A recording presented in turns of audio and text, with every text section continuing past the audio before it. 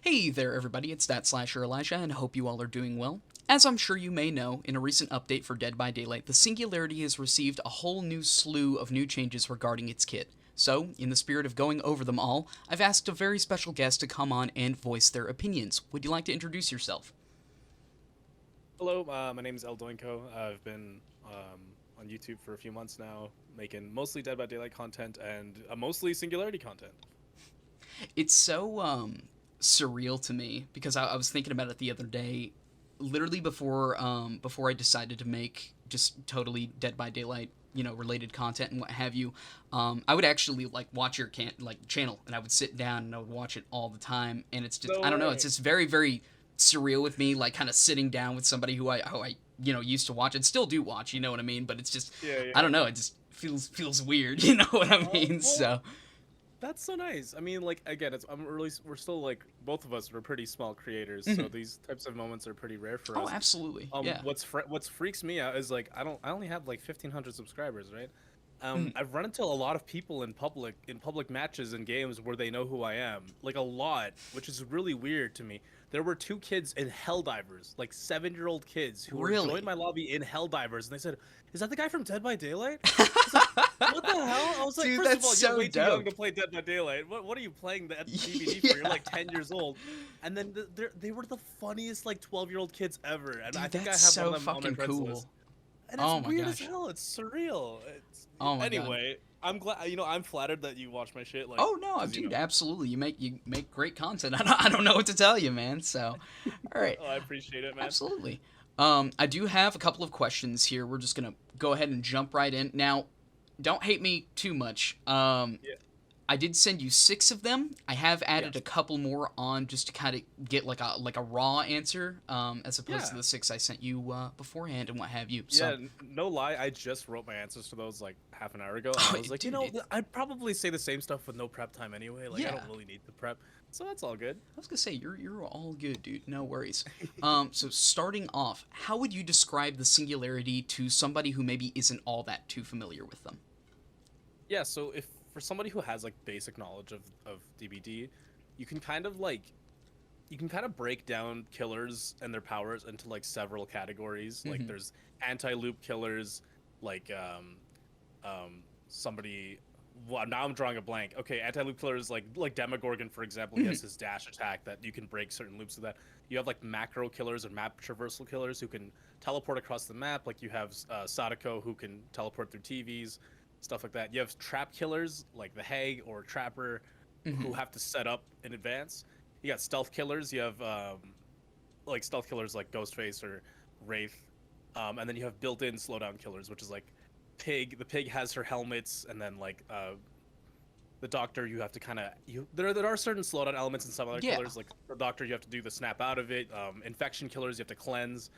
Um, the Singularity kind of has a lot of those elements. He's kind of like mostly an anti-loop killer as well as a macro trap killer, and Mm-hmm. he does kind of have that infection mechanic as well.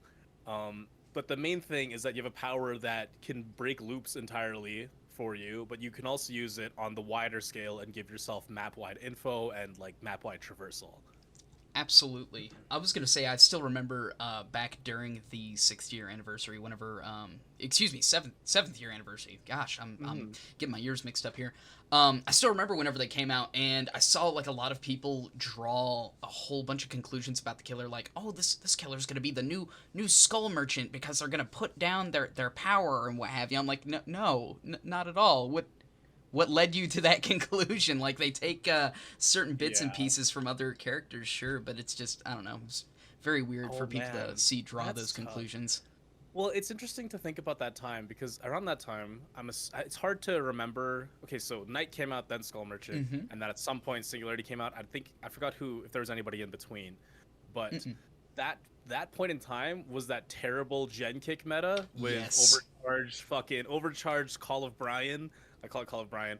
And like everybody like I think they just nerfed certain aspects. I forgot what they did for killer, but everybody was 3-genning because there was something else you couldn't do. I think they added the base kit borrow time or something, so Yeah. tunneling was harder. Hmm. So I can understand if people were so afraid of this new killer that could set traps and teleport across the map with them. It's so, yeah, it's just so surreal. Especially, like, imagine if that was the case. You would have essentially 3 back-to-back characters that could Like hold those gen. generators down very, very well. It's just, oh, it's scary. I know, I remember that exactly. Really, really interesting to note, though, is during that time, I don't know if you can relate at all. During the Tools of Torment release for the Skull Merchant and what have you, Yeah. whenever those teasers were first coming out, I was one of the few people out there, not even few people, I feel like it was general consensus, that genuinely believed, oh shit, this is what we've been asking for. This is going to be our sci-fi killer.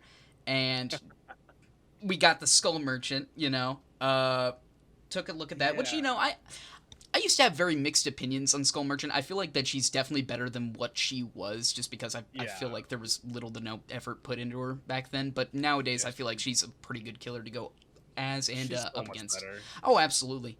And then I remember the end transmission coming out, and I was like, oh my god, this is everything, like literally anything and everything that I had hoped for Tools of Torment to be. And it was just, I was ecstatic, like during that anniversary, I would play nothing but the Singularity. I don't know, it's just very, very interesting to Yeah, like me. you had this weird like sort of sci-fi character, and then they went full freaking alien sci-fi, like full on the Thing, like crazy shit with it. Oh yeah. Well, they kind of turned like a very not necessarily well-known story, and they kind of flipped it on its head.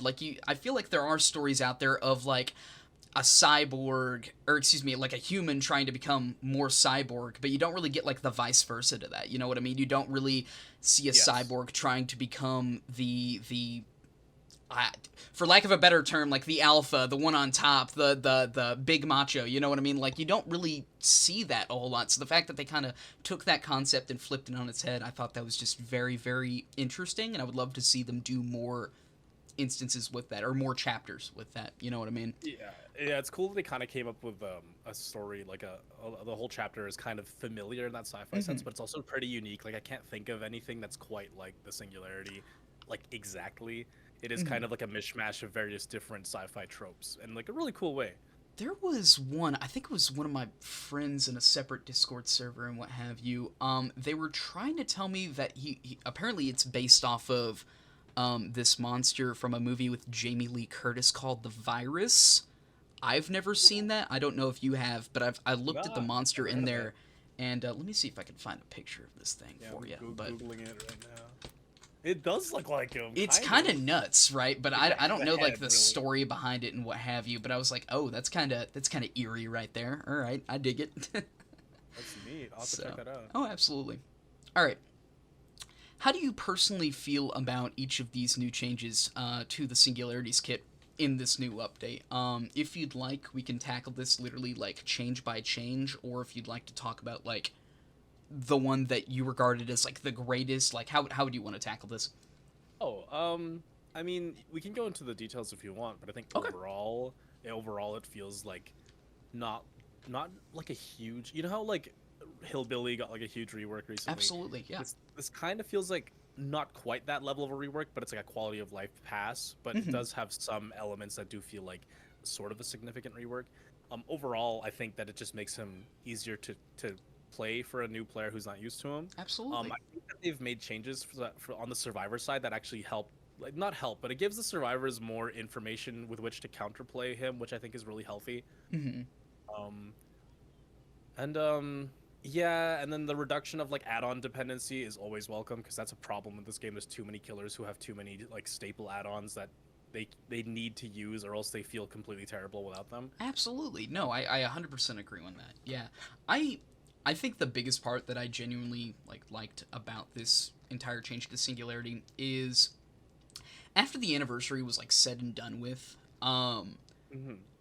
I kept continuing to try and play the character, and I felt as though like as the character like went on to become older and older and older, obviously people started to realize, oh, we gotta pick up the item to actually do the counterplay and what have you. Yeah. And I found more and more often that it would be difficult for me specifically to, play as the character.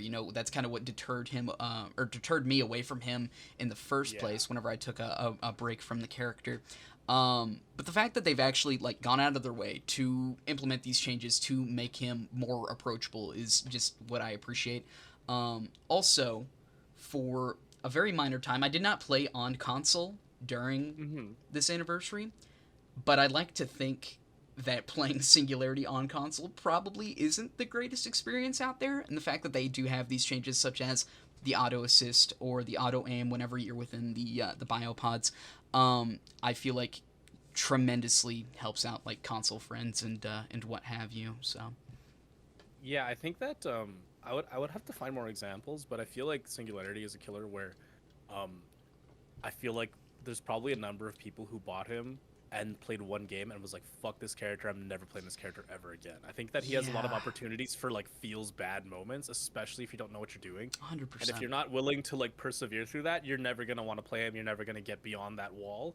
And I think that these changes kind of lower that fence a little bit. It's just there's so many things that can go wrong when you're playing with him that it can feel horrible for like multiple games while you're still learning, and it requires a specific type of person to persevere through that. No, absolutely. I 100% agree. Excuse me. I feel like for like the big change that a lot of people are concerned about, or a lot of people are excited about, is the base kit haste, which is in a way a little bit of a nerf because he can no longer achieve 5% without perks. Like before, he can get 5% haste with his add-on, but now that add-on doesn't exist anymore. So he's 103%, which is it's a nice middle ground where you feel good, but you're not broken. Yeah. And I feel like that alone will make his experience a lot better, because there's nothing worse than playing this character, right? Imagine it's your first game of Singularity, right? Okay. You finally figure out, all right, I gotta shoot the pod onto a wall that gives me an angle. I gotta look at this guy for a second to scan him. Then I gotta shoot him, or I gotta scan him again. And then you're in the secondary form, and you're like, I don't feel any more powerful in the secondary form. Yeah. Like I've used my install super, and I'm not doing anything special. Like, so with this base kit change, at least you can a new player can notice, like, okay, I am moving faster. I am. I am getting hits, probably. I'm probably catching up and getting hits. So that, okay, I understand the basic gameplay loop of this character now. I do this, I overclock, I hit them. Okay, like that's your bread and butter. Absolutely. All right. Next up, what would you say is the most useful advice that you could give to someone regarding the Singularity? Like newcomer, entirely new, they just bought the character. What are you gonna tell them? Oh man, that's tough. It's so tough. It really depends on like their pre-existing DBD experience. Like even though he's going to be easier to pick up now, he still requires so much prior DBD knowledge. Absolutely. So the first thing is just patience. Be patient with yourself. Be patient with the game. Don't worry about like, man, I have a friend who I will not name him, but he was trying the Singularity to be like, hey, Doinko's here in chat. Let's try the Singularity because Doinko's here in chat. Let's try him because I said I would.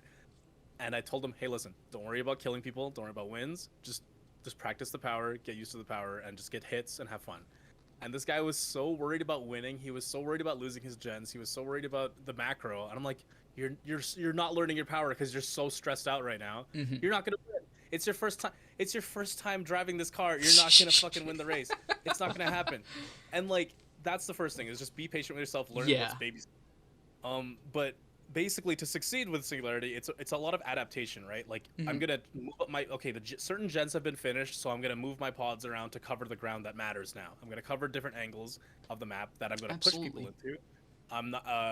And then learning how to use your pods in chase is like, think about it this way. Like if you play, like I used to play Demogorgon a lot, right? He was my main before Singularity came out.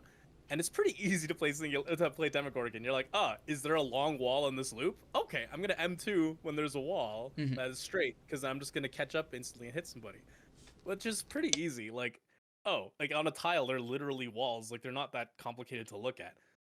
So that's like a horizontal mindset, right? Like I'm thinking of the horizontal shape of this loop. Absolutely. If I'm Oni, can I demon dash on this loop? Can I land a hit? With Singularity, you got to look at the the entire 3D geometry of this thing. Mhm. Think about line of sight. You got to think about the objects around the loop. Okay, if I shoot this on this tree, can I see this entire loop? Is there a blind side? Do I want to cover that blind spot? This is an insane amount of thinking that at some point becomes second nature and you don't think about it anymore. But if you're a new player, I was gonna say, yeah, on that's DBZ gonna or on be Singularity, rough dude, travels right there. dude, I wish I recorded my first few games playing this character because there's no way I was this good. Mhm. There's no way I was as good as I am now with him. And I'm still shit. Like I'm still learning every map. There's a million maps in this game, right? Mhm. And they can spawn in 1,000 different permutations, so you're never gonna have perfect map knowledge. So there's times when like, I don't know. Oh man, the last video I uploaded there was an RPD bit. I don't know if you how familiar you are with RPD as a map. Yeah. Um, from the main room to the west side on the second floor, there is a stairwell, and then if you go left, there's a library, or if you go forward, there's the hallway, Yeah. the west hall, right?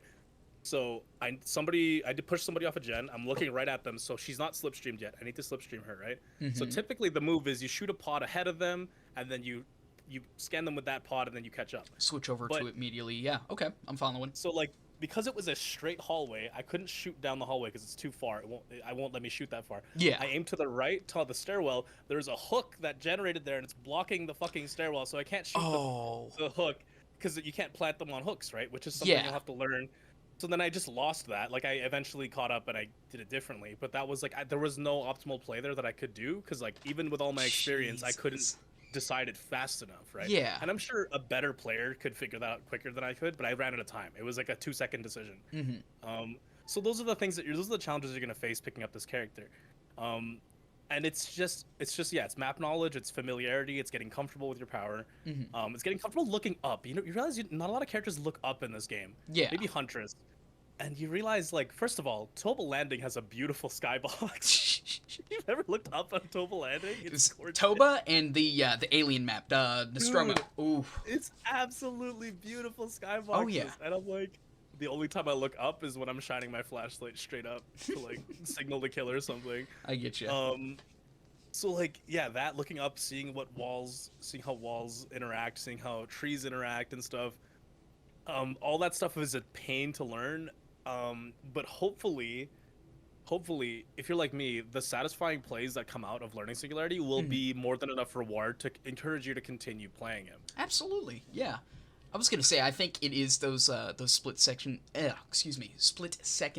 decision making that you were talking about earlier. I think that is what holds back a whole lot of people from wanting to explore this killer and its power and all that it has to offer. So yeah, absolutely.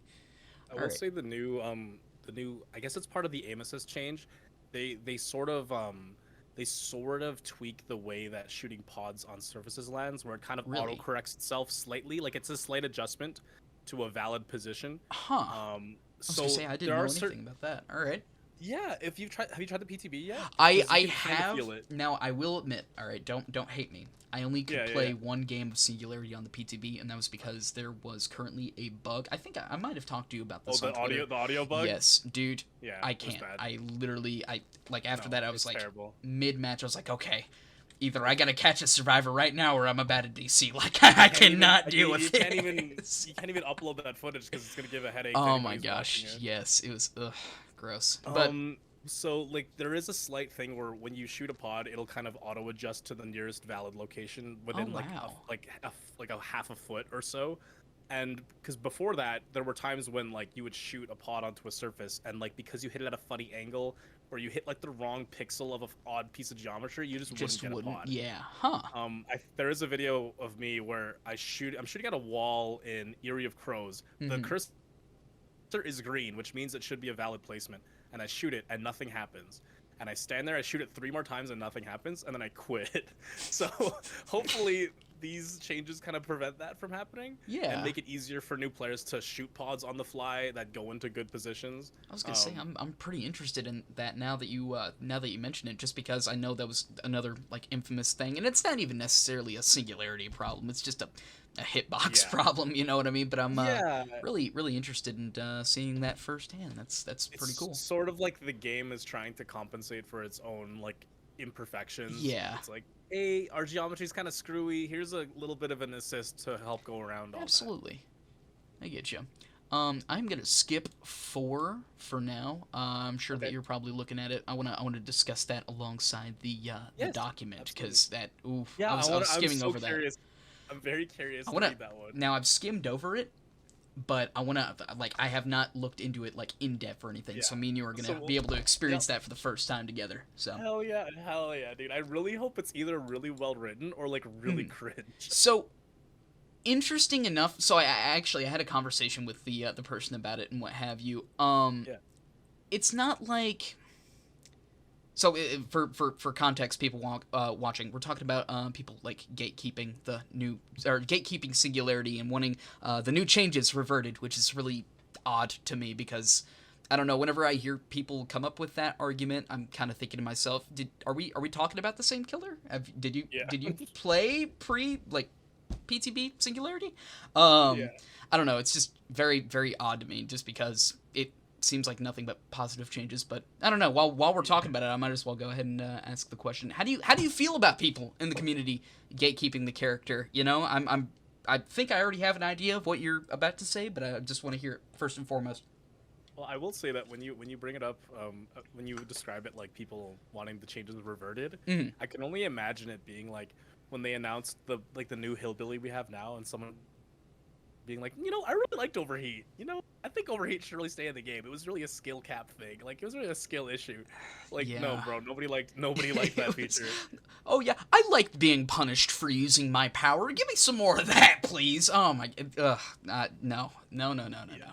I don't. It's a little strange, but yeah, I think that the consensus a lot of along around a lot of Larry players is that the changes that they've implemented don't really make things worse for us. They don't really make Mm-hmm. our lives harder. They didn't change anything that like fundamentally alters the way I play this character. So, like for me, it doesn't affect me at all, right? So. Why should I care about how somebody else experiences the game, especially as a killer? Like, it's not a survivor thing. It's not my opponent. It's somebody who I'm not Exactly. interacting with. Exactly So like, that. and I understand that people wear that as like a badge of honor. Like if you're a hillbilly player, you probably, yeah, I have a lot of respect for billy players because I can't fucking play hillbilly because he's Mm-hmm. hard. But like, so I do have a little bit of I do understand like a little bit of pride in being like, here's this really complicated character and I play him even though he's unpopular or he's hard to pick up. That's my character. Like I do feel a little bit special in that way. I mean, if you look at it, my YouTube freaking channel, the only reason it's taken off is because of that. Like I was making shit before and I got 0 views, and now I'm making Larry videos and they're getting like thousands of views. So I'm literally exploiting that. Mm-hmm. But, I mean, my clown video got more than my newest Larry video, but anyway, that's not the point. The point is like I understand a little bit of hipster pride, Yeah. um, but there's a difference between like hipster pride and being quirky and being different, and then being like, you shouldn't like the thing that I like because I liked it before it was cool. Like, Yeah. And yeah, bitch. oh my Like, gosh. The amount of people, like, I've had to hold myself back, you know what I mean, where I'll be yeah, scrolling on yeah. Twitter and I'll be seeing those takes. I'm like, "Oh my god, don't do this. You're going to dig yourself your own grave here. Just stop while you're ahead, all right?" Like, ugh. It's just I don't really understand it, you know. Like, yeah, you can have pride in the character that you want to play as. You know, I'm very fond of the unknown. It was one of the all Things Wicked was the chapter that got me Oh back yeah. into playing the Hell game yeah. and what have you. But it's just I like the unknown. You all can like the unknown too. I'm not gonna be like, oh, I'm the unknown main guy. You know, like I'm not gonna give you shit for that. That's weird. That's just really really fucking You weird. can't play my character because it's my character. I got to it first. Yeah, God, it's like so if you really stupid. want to play something truly unique, I'm sure there are games for that. There are games for that if you want to like there are games where you can find your own hipster playstyle that only you do Hmm. and nobody else does that. It's just not DBD. And hey, maybe you are. Maybe you're like, "Hey, I'm the only Larry player who doesn't use his power." Okay, that's cool. You could be that There guy. are I don't there give are a shit. people that do that. That's like really really interesting to me. People like not Yeah. specifically like Singularity, but there's this guy. I cannot remember his name for the life of me. He plays exclusively Steve Harrington, and he No plays with perks. no perks. No Yeah, he's done perks. this Yeah. for like He has several like years now. It's so he has fucking like cool 10 to me. million blood points or some Oh shit, my right? god, yeah, it's just So it's funny. nuts. But I love seeing those like little people pop up. We're like, okay, I'm gonna take this character. I want to have something unique about it, so I'm gonna introduce something new regarding my content. And I love it whenever people do that, but just, I don't know.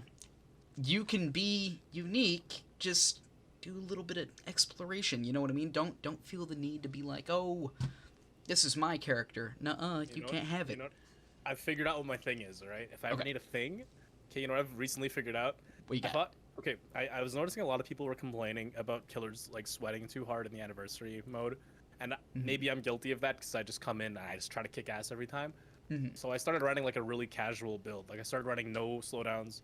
I took off all my speed perks, no stabiffle, no haste. I think I was running something like Deathbound, like Unrelenting, and like Monitor and Abuse, and like something else. It was like some weak sauce perk or whatever. And I realized Unrelenting on Singularity bangs. Unrelenting Singularity is it's so good because when you're in Overclock, sometimes you want to swing under pallets to just see if they'll crush you with it, and then you'll overheat, right? And there were so many times. I think in my first 3 games, I got value from Unrelenting each of those games.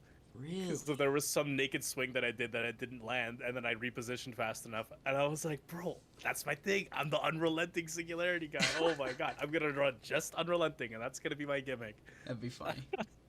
No, it's actually really ironic that you mentioned that. I was doing a custom game with my girlfriend and a couple friends the other day, and we had like I think it was 1 bot. It might have been 2. I can't remember off the top of my head. We had a bot, and I was playing as the Singularity and what have you. And during Overclock, I was running. This was on live, by the way. I was still running Soma Family Photo. I was running like a speed build. I think it was after I watched your speed video, if I'm not mistaken. Evil? But here's the thing: is that every single time I tried to go for the hit, the bot would run like slightly to the left or slightly to the right, and I would completely fucking whiff. It was just, my god, ugh. Dude, the bots are insane in this game. I love absolutely. That. It's nuts to me.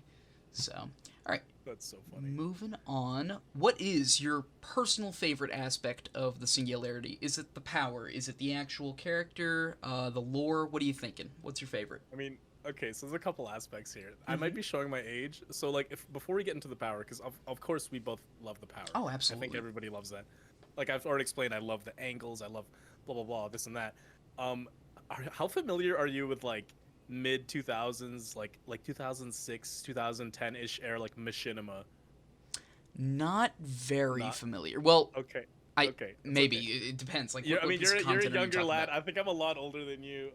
So back when like the heyday of like the beginning of YouTube, like back when it was like still picking up, maybe like 2007, 8, there was a series called Arby and the Chief, made by a guy in Vancouver. And it started with this video called Master Chief Sucks as Halo, and it's a video, it's like a comedy video where a toy Master Chief is playing Halo and he's just complaining like being a toxic Xbox gamer. Interesting. And he uses a Microsoft Sam text-to-speech voice thing, and it's the stupidest shit ever, and it's so funny to me. That guy still makes this. It's been 20 years. That guy still makes that series, by the way. And the fact that Singularity came out and he had a funny text-to-speech voice made me fall in love with him instantaneously, because he has the funniest little voice of his. And I know it's not actually. I don't think it's actually text-to-speech. I think it's actually a person's performance. I think no. I think you're right. I think it is text-to-speech, because I remember during it was the PTB. And people found an AI like TTS bot and what have you sounded exactly like him, and I think they changed the voice. They did change his voice, what have you. So it was really, really odd. Interesting. But no. So he had like a beta voice, kind of like a Pinhead had a beta voice. Yeah. Interesting. So so like that. First of all, I love that. Like me and my there's this other creator called Daniel from SL. I don't know if you know who that is. He makes like weird like trolling videos in like RP games like Second Life or like Rust and stuff. And there was this one where he made an entire carnival, I guess. He made an entire like carnival level in Gmod and invited people to play it. And to get in, you had to get past a skeleton, and the skeleton had the funniest text-to-speech voice ever, and he would just tell everybody no. Like and like deny you entry, and like the whole challenge was getting into the stupid theme park in the first place. So like me and my buddies, we always joke about that stupid text-to-speech voice. So yeah, I love that aspect of Singularity. I think so. It makes him so funny to me. I love that he has this goofy voice and he calls you names. Like he's like, "You're a worthless little worm. You're a wriggling little infinitesimal child. I don't give a crap about you." And he's this funny little goofy ass crab shape, and he's like a silly little guy. Like he's a funny dude. I get you. Yeah, absolutely. So there's that. And then Yeah, so about the power, right? So the power is like obviously super unique. There's nobody else who displaces their vision as far as Mm-hmm. I can tell. I guess Pinhead kind of displaces his vision with his Yeah, chains. I'd say so. Um, so like I started like I played him for a while, but I can't pinpoint the exact time where he became like my main. But like a few months ago, maybe almost a year ago now, I was working in like a shopping mall. I was in a retail job, right? Mm-hmm. And when it was slow or like if I was on my break or something, I would just walk around and I would just look at walls and like people walking around. I'd be like, I could shoot a pod there. I could shoot a pod there. I could scan that guy before he gets out of view. Like I would literally do trigonometry, like singularity trigonometry in my head in public, like a El fucking nerd. Doinko is the singularity. He is the Yeah, fucking singularity. like I'm sitting there, like I can kill that guy. I can get 2 hits like that. Nothing. Like, Oh yeah, shit. like it was so silly. Like if my It's so store was fucking really funny. slow, dude, if my store was incredibly slow one day, I would stand in the front door and just look at walls and look at people and being like, I got that bitch. I got that bitch I can down just so imagine hard. walking through a mall and you just see a guy, he's just staring at a blank wall. He's just fucking standing there, but he's looking at it like he's solving some math equation or something. Yeah, That's I'm like funny as fuck. sticking my right arm out. Like yeah, Oh like that's how I shit. knew. That's how I knew I was in too deep, man. That was the moment I knew I was in too deep. That's so fucking funny, dude. Oh my god. Mm.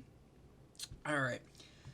Next up, I think this is one of the new ones. Do you Yeah. believe that there's anything that the Singularity lacks in his kit, or just as a character that you would like to see more of?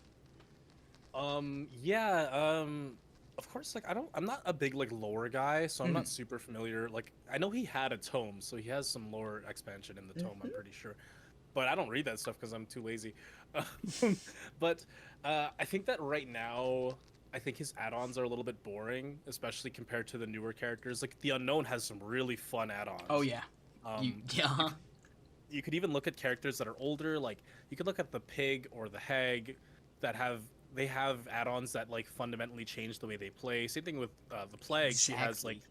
Yes. and like I love Singularity's add-ons, but they're all a lot of them are like minor debuffs or they're like number tweaks. And I really wish that with this add-on pass they would go crazier with it and Mhm. just have some fun.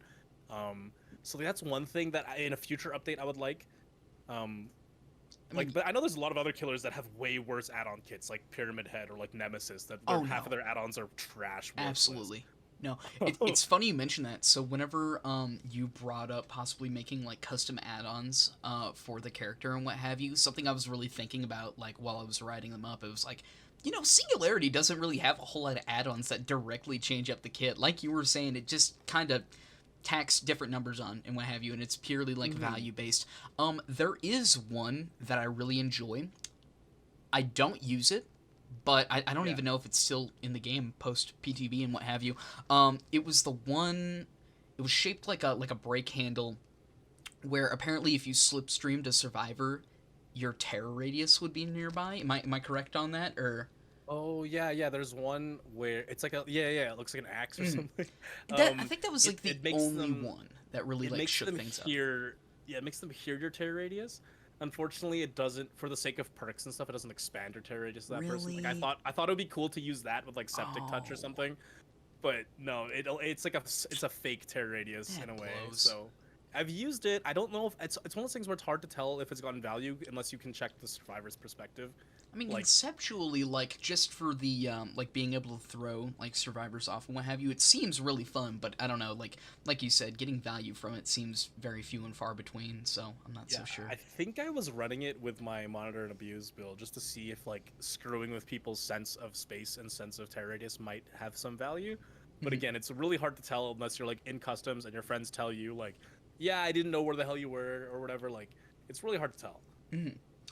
Alrighty, and the other questions I had, we just kind of went through without having to bring them up. It was just like what's your or excuse me, like, do you think these recent changes will make the killer more approachable, or how do you feel about his lore and stuff like that? So, with that being said, I am going to send you this Google Doc. Yeah, I'm so curious. I'm so curious, bro. So this comes from SkinnyQuinny on Twitter.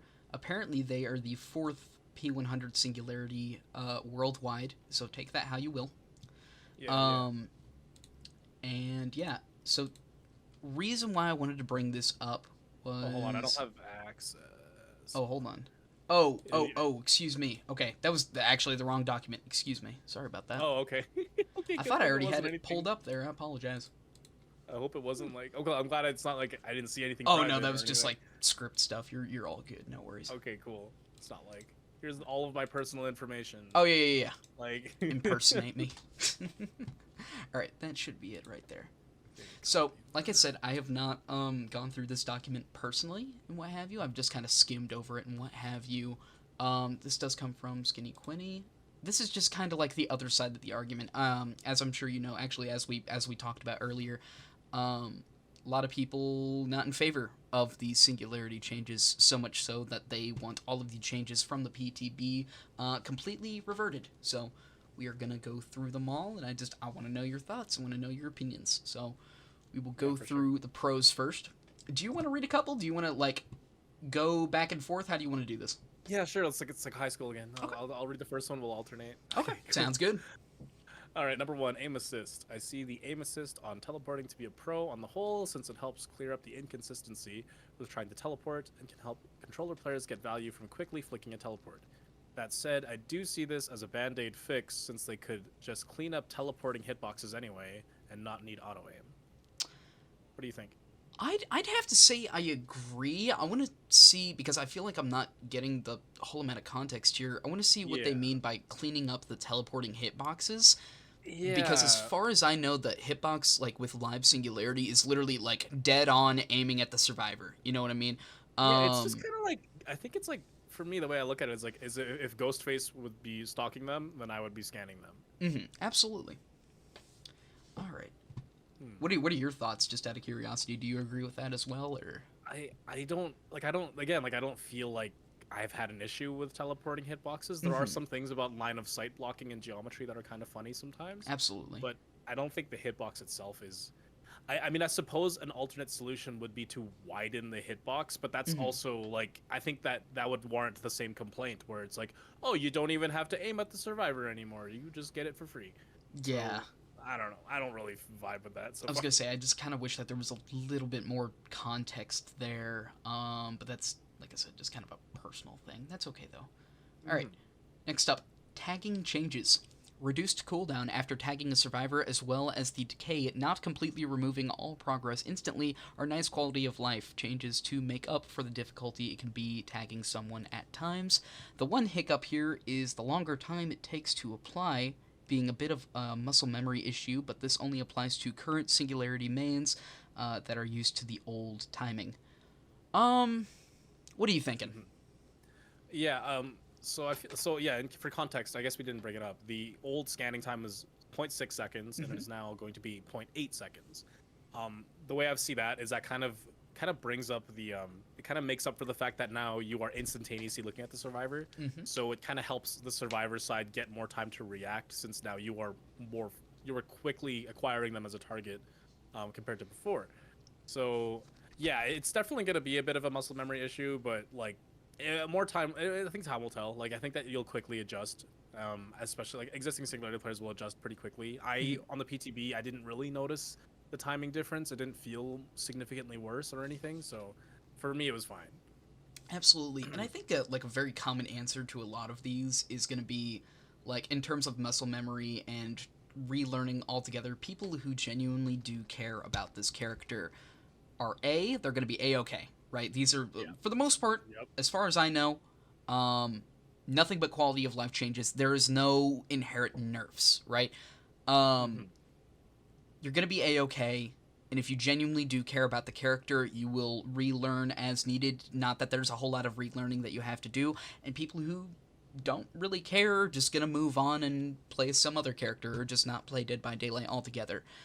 So I don't really see muscle memory, because that's a very big point that I've noticed, at least in terms of the opposite end of the argument, is how existing singularities who have taken time to learn the killer, they're gonna have to relearn timings and this and that, which, like I said, it's not like, I don't want to make it seem as though I'm talking about just this one person in particular, but I mean, it's like I said, quality of life changes here. It's not like if you genuinely care, you will relearn and everything will be a-okay. It's not the end of the world, you know what I mean? So, all right, I think you were up next for number Oh 3. yeah, for sure. Wake up and anti-camp changes. Oh yeah, hell yeah. I love these. Singularity's anti-camp restrictions have always felt way overtuned in the past and were one of my biggest complaints when playing him. With these changes, I finally feel like I can use my power fresh after hooking without it being a hindrance. Huge agree. I do Absolutely. think the anti-camp is weird. For context, for people watching, on live, if you are in your cameras next to a hook, and next to a hook is like 6 meters, I think, away from the hook, and you exit cameras, you can do nothing for 5 seconds. You have like a 50% hindrance. You can't attack. You can't go back into pods. You can't do anything for 5 seconds, which is humongous. This can often happen by accident on a map like Hawkins. You could hook somebody, walk behind a wall, and think you're far enough, and you're not because the game doesn't tell you when it's okay or not. There's no indication if you're camping or not. Additionally, if you're scanning somebody who is near a hooked survivor or a recently unhooked survivor, the scan time takes like, I don't even know how long. I think it's like 10 seconds or something. It takes a million years, it feels like. So and that's also super inconsistent. And even on PTB, it still feels super inconsistent. I don't know if they plan on changing that. I think that's almost a bigger issue. But now on PTB, the wake up speed is now 1.5 seconds instead of 5 seconds. So it's significantly faster. So, you might know the answer to this question. Out of curiosity, do you know if, like, let's say I was waking up a Singularity, right? Yeah. Do you know if whether or not you were on different floors, if that affected it at all? I feel like it did, but I can't Oh. remember off the top of my head. I think that because the radius is pretty small, it would have to be like, you'd have to be like directly underneath them for that Okay. to really happen. All I'm right. not sure. It hasn't happened to me, and I guess maybe on some maps it might occur, like maybe on Ormond, because like the floor is not that high up. If you were like directly underneath them, which I'm sure has happened to somebody and ruined their day.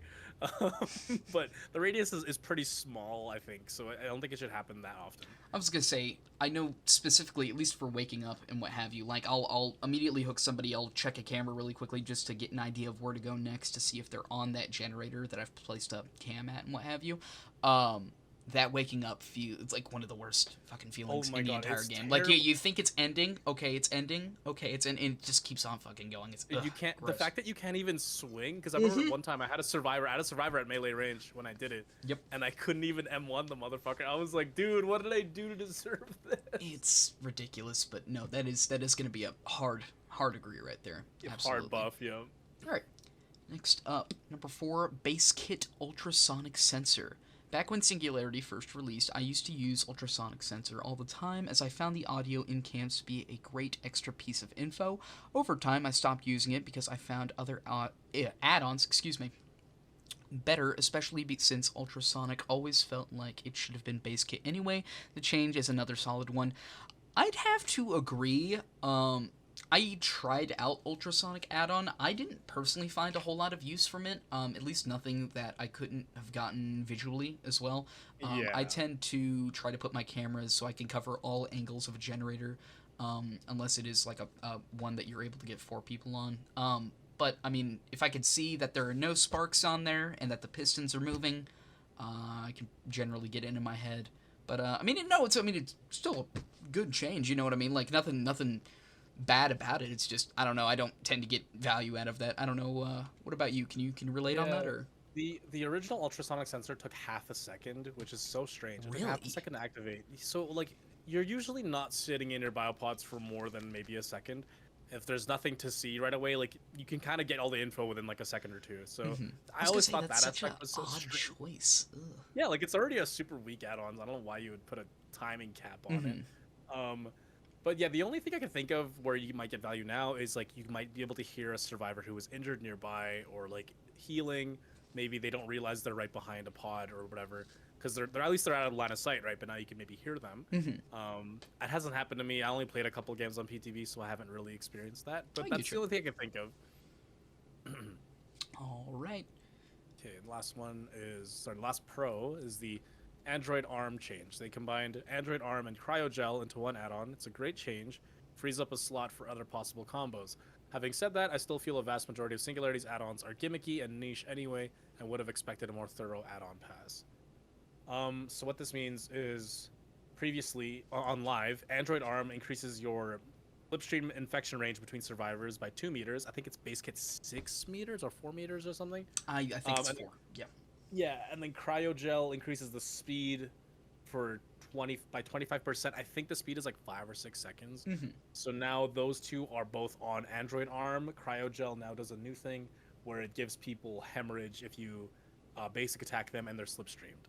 Huh. So yeah, That's again, pretty like both of them are interesting. not super strong add-ons, but like the Android Arm I think is not, it's a lot nicer now, Mhm. a lot more appealing.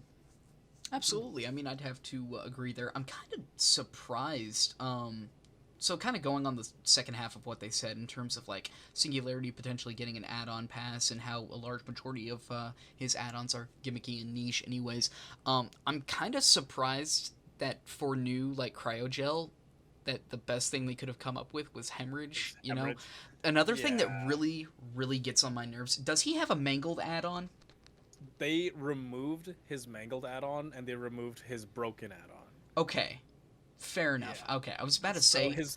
his mangled add-on, it was an uncommon. They switched it to a common, and now it increases your targeting range in biopods by 4 meters, which is actually Interesting. really good. It's That is actually really good, yeah. humongous. I think that the intention is here. There was a strategy before where a Singularity could hold a 3-gen really hard with his broken add-on Mhm. by just breaking people so they can't reset fast enough, and he would hold his 3-gen. So I think that's why they removed the broken. I don't know why they removed the mangled, because they just nerfed mangled. Like, it's Yeah. already not that crazy anymore. I think they could have kept that one. My biggest complaint about recent add-ons and what have you, like I always, especially for the unknown like add-on tier list and what have you, I did a while back. Something that really like grinds my gears is whenever you have hemorrhage and mangled as two separate add-ons together, things. as opposed to Yeah. just putting them together. Like explain to Yeah. me what is stopping you from just put them together. It doesn't make any sense. Yeah, But especially now that they're not permanent anymore and they have Mhm. like a timer of like maybe 60 to 90 seconds now. It's like, dude, what's the point? Like, I don't even care. Like, there was one entirely separate from this. I apologize. yeah. It's one unknown add-on, and I forget which one it was. I think, if I'm not mistaken, it is an uncommon brown. I want to say it's Rabbit's Foot, Mhm. where if you infect somebody with UVX, they're completely oblivious, right? But if Yeah, you okay. are, it's like for a set amount of time. It's not like, oh, up until they get rid of the oblivious. No, it's like for 20 seconds, which if you're in the situation where you're using UVX to begin with, you are going to get Yeah. nothing out of that. You know, Yeah, if it they was know where just, you are. oh yeah, like it's just, it's very odd, and I don't like that, but yeah, nonetheless. All right, moving into Wait, so that con. doesn't, just or- to clarify, that doesn't apply when you use like the green add-on that infects some of the No, generators? it doesn't, That and doesn't. it makes me so mad. It like no, there is literally no reason. That was one of the points that I made up was Yeah, if it yeah. was just make the Survivor weekend, I can pair that up with Vanishing Box and probably get a couple like jump scares out of it. You know what I mean?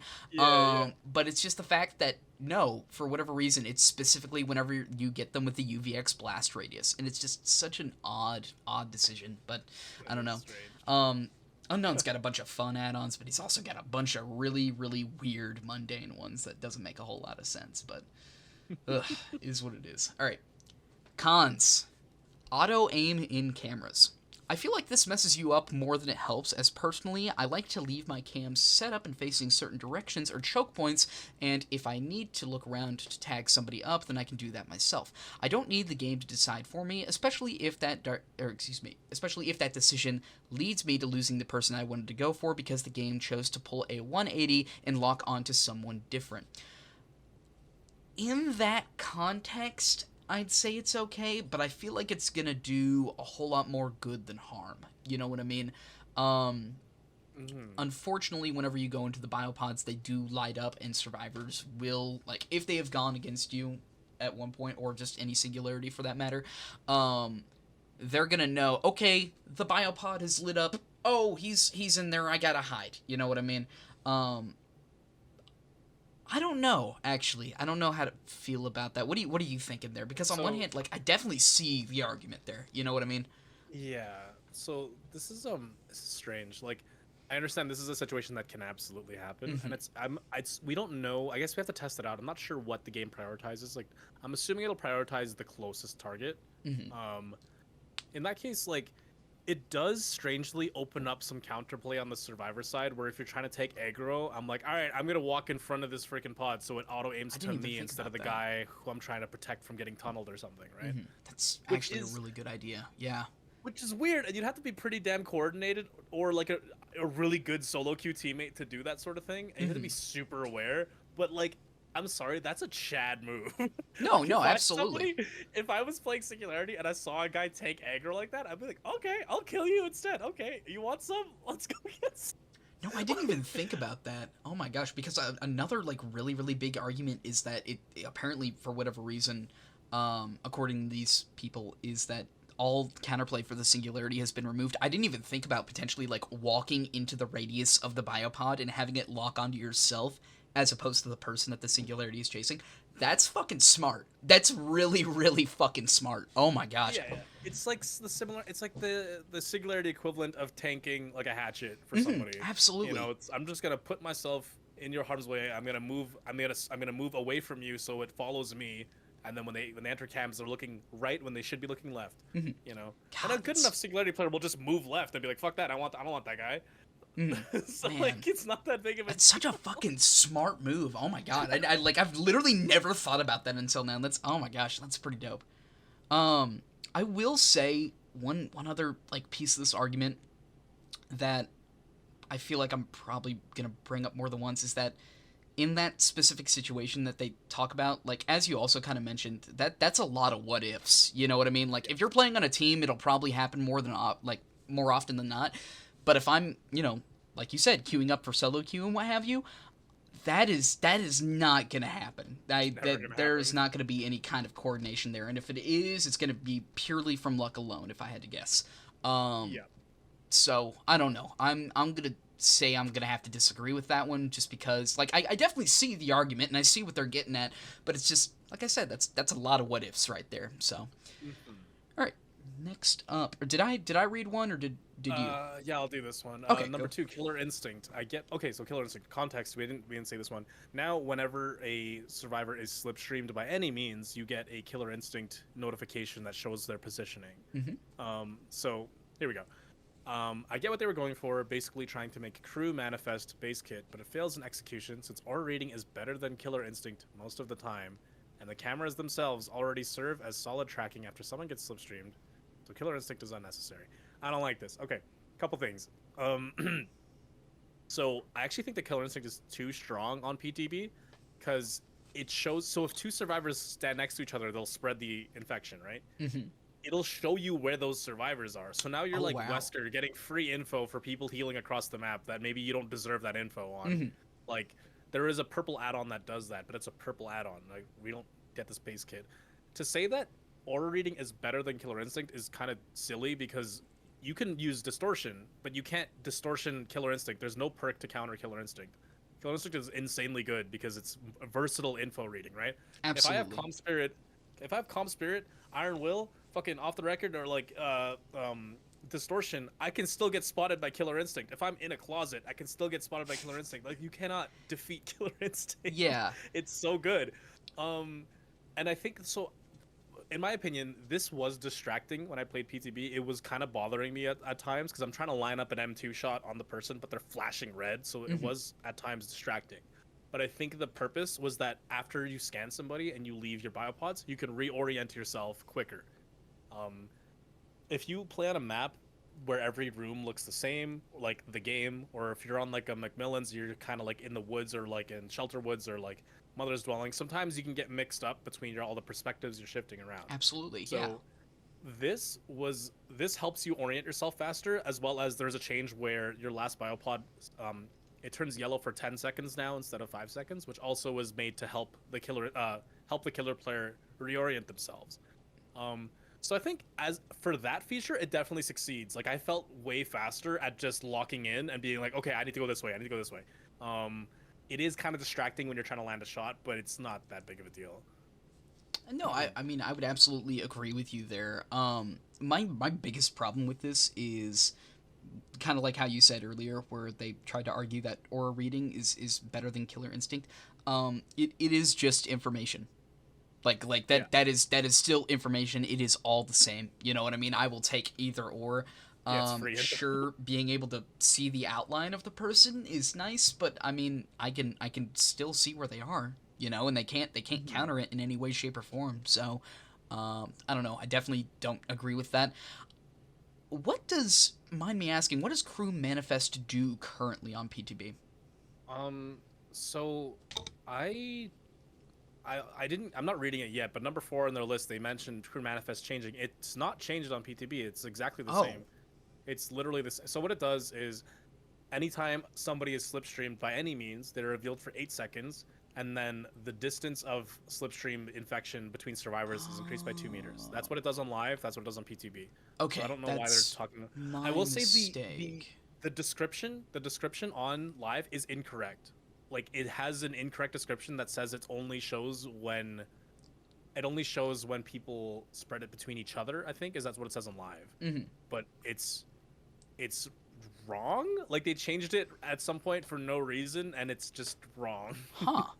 Which Interesting. is very strange. Hopefully they get that fixed whenever it Yeah. comes to live and what have you. That's really interesting though. Now, Okay. I might be wrong about that, but I'm pretty sure I'm right, because like I literally have a photo here of all the new add-ons. So I went over all the add-ons. I screenshot all of them and I compared them to live. So I'm pretty sure nothing's different. I googled it, couldn't find anything on it. I'm on the wiki, I can't find anything on it. So I'm pretty sure it's exactly the same. Okay. I will say I do like kind of building off of what you were saying earlier, how it kind of helps with that initial disorientation. You know what I mean? Especially on the larger maps, like you stated. I know it helps me personally. I can almost guarantee you that it helps out a hell of a lot more people as well. So I'm really interested in Yeah, I think seeing my that biggest change come to headache life. is my biggest headache is definitely indoor maps. I think this will help with Oh, indoor yeah. maps for sure. Especially Absolutely. like Larry's or the game where every room looks the same. It would help. Absolutely. All right.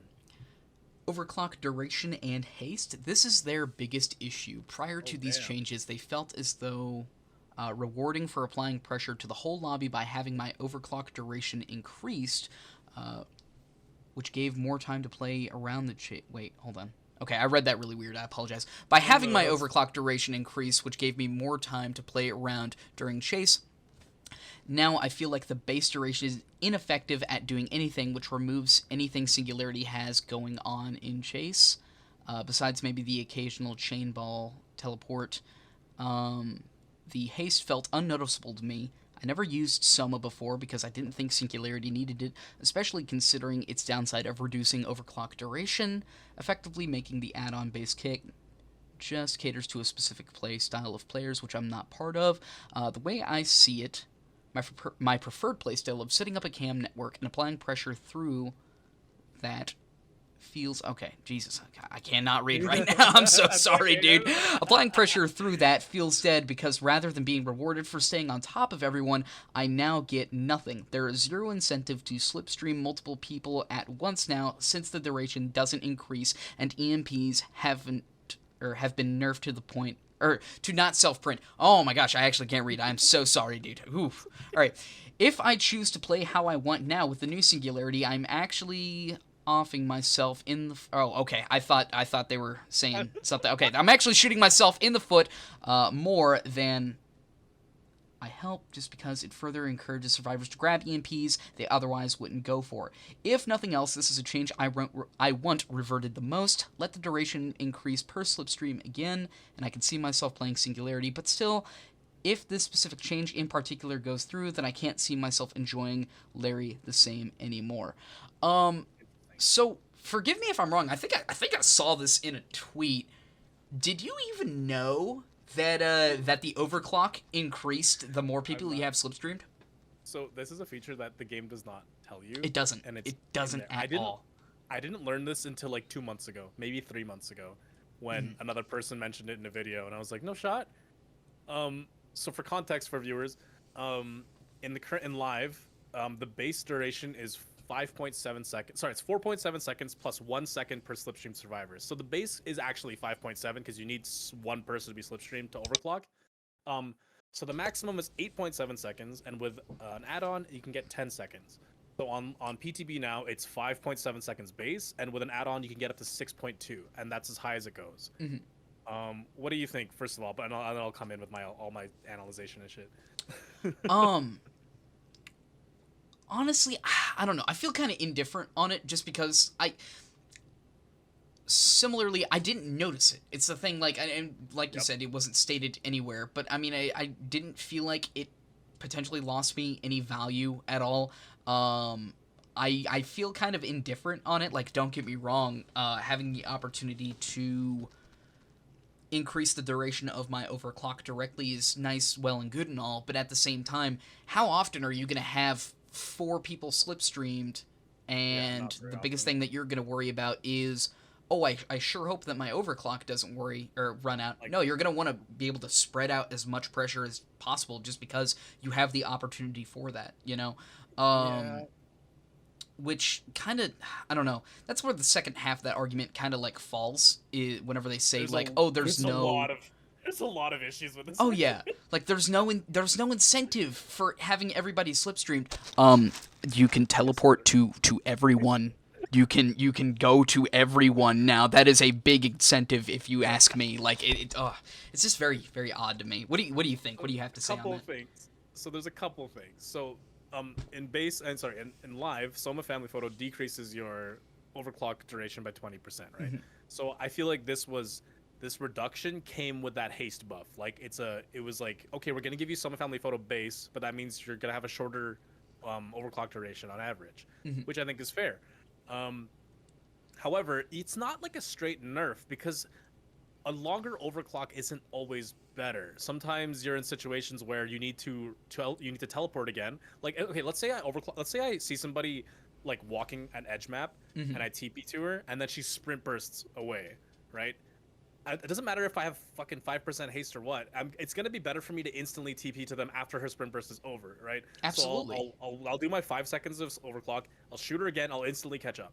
Like there are situations that are like that. Maybe they hit a god palette or like a really good window or something like that, and then you need to reposition. If you're playing on Asylum, there's a lot of freaking angles like that where I'd rather just shoot you and teleport back to you rather than walk around. Mhm. Um, so it's not necessarily a nerf or a buff in that case. Um, and yes, sometimes it's nice to have the extra duration because you need to do a fast vault or a fast kick, and it's really frustrating when you do that right at the end of your overclock and you get the regular speed. That can be very frustrating. Um, but um, as for the so I think that the goal of this change was consistency because Absolutely. I have noticed times where at maybe at the end of the game I'm chasing the last survivor and I'm like, why are my goddamn overclocks so short? It's because I have one person slipstreamed and I can only have one person slipstream because everybody else is dead. So Mhm. that's the only time I ever noticed an issue with overclock timing was sometimes I was like, why does it feel like my overclock is ending so fast? And then I later learned what was actually happening. It was the variable overclock duration, Yeah. right? So we have consistency here, which is helps again. It helps people get used to the power. It's a handling feature, right? Um, it's like if you switch, you know how for Bubba or Hillbilly, you have the time to charge up your chainsaw. Mhm. Um, when I was playing Bubba, I never used engravings because I didn't like adjusting my chainsaw timing to the engravings, which I knew that that's a really good add-on, and everybody used it because the duration of your sweeps is a really huge buff, or sorry, the speed of your sweeps. But I could never adjust to that timing of like, oh, it takes a little bit longer now. I don't like Yeah. that. So what this does is make my overclock. It's the same duration every time, so I'll feel consistent. I'll know my timing more, so that those mistakes where I kick at the end of my overclock and it's regular speed, those will not happen as often because I know the timing now. Mhm. In addition, like I don't mean to roast this fucking opinion, but No, no, I no. am. You're all good. I've What I noticed do something think. just now. But Oh you yeah. go ahead. Go ahead. Okay, what I do think that would be nice is if they put in an add-on which brought back that variable feature, so that people who do like it can get it back. Maybe as the kids ball glove, because in PTB, kids ball glove adds half a second to your overclock. It's dog shit. Like it's not even worth using. Mhm. Um, but if they made that like bring it back to the old timing, I think that would be worth it for the people who do like it. Um, Absolutely. we also floated the idea of having an add-on where you could just like this would be a really good add-on. This would be like a purple or something where you could just disable your overclock early if you wanted to at will. Like Mhm. you just press right click or because right click doesn't do anything in overclock. You don't have an M2 anymore. So like that would be a nice change. I think that would be incredibly powerful in the right hands. But anyway, that's basically my take on that. No, absolutely. I completely agree with everything you said. Um, Here's another part that really, really kind of falls through for me. So I thought you were talking, and I was thinking there for a moment. So Yeah. what this would directly do, one of the things that it would do is, like you said earlier, it would make this feel more consistent. It would have that consistency. Excuse me. It would have that fixed time. I just want to point out, not to give this person shit or anything, but one of the things that they mentioned in their pros for tagging changes was, oh, it would screw up muscle memory. Ah. Yeah, it just, it doesn't Yeah, really yeah, make sense. Oh, I gotta yeah. relearn this timing, but I absolutely can't on this. It just, I don't know. It doesn't really make a whole lot of sense. But then again, like you said, this entire argument is kind of all over the place. It would make it more consistent.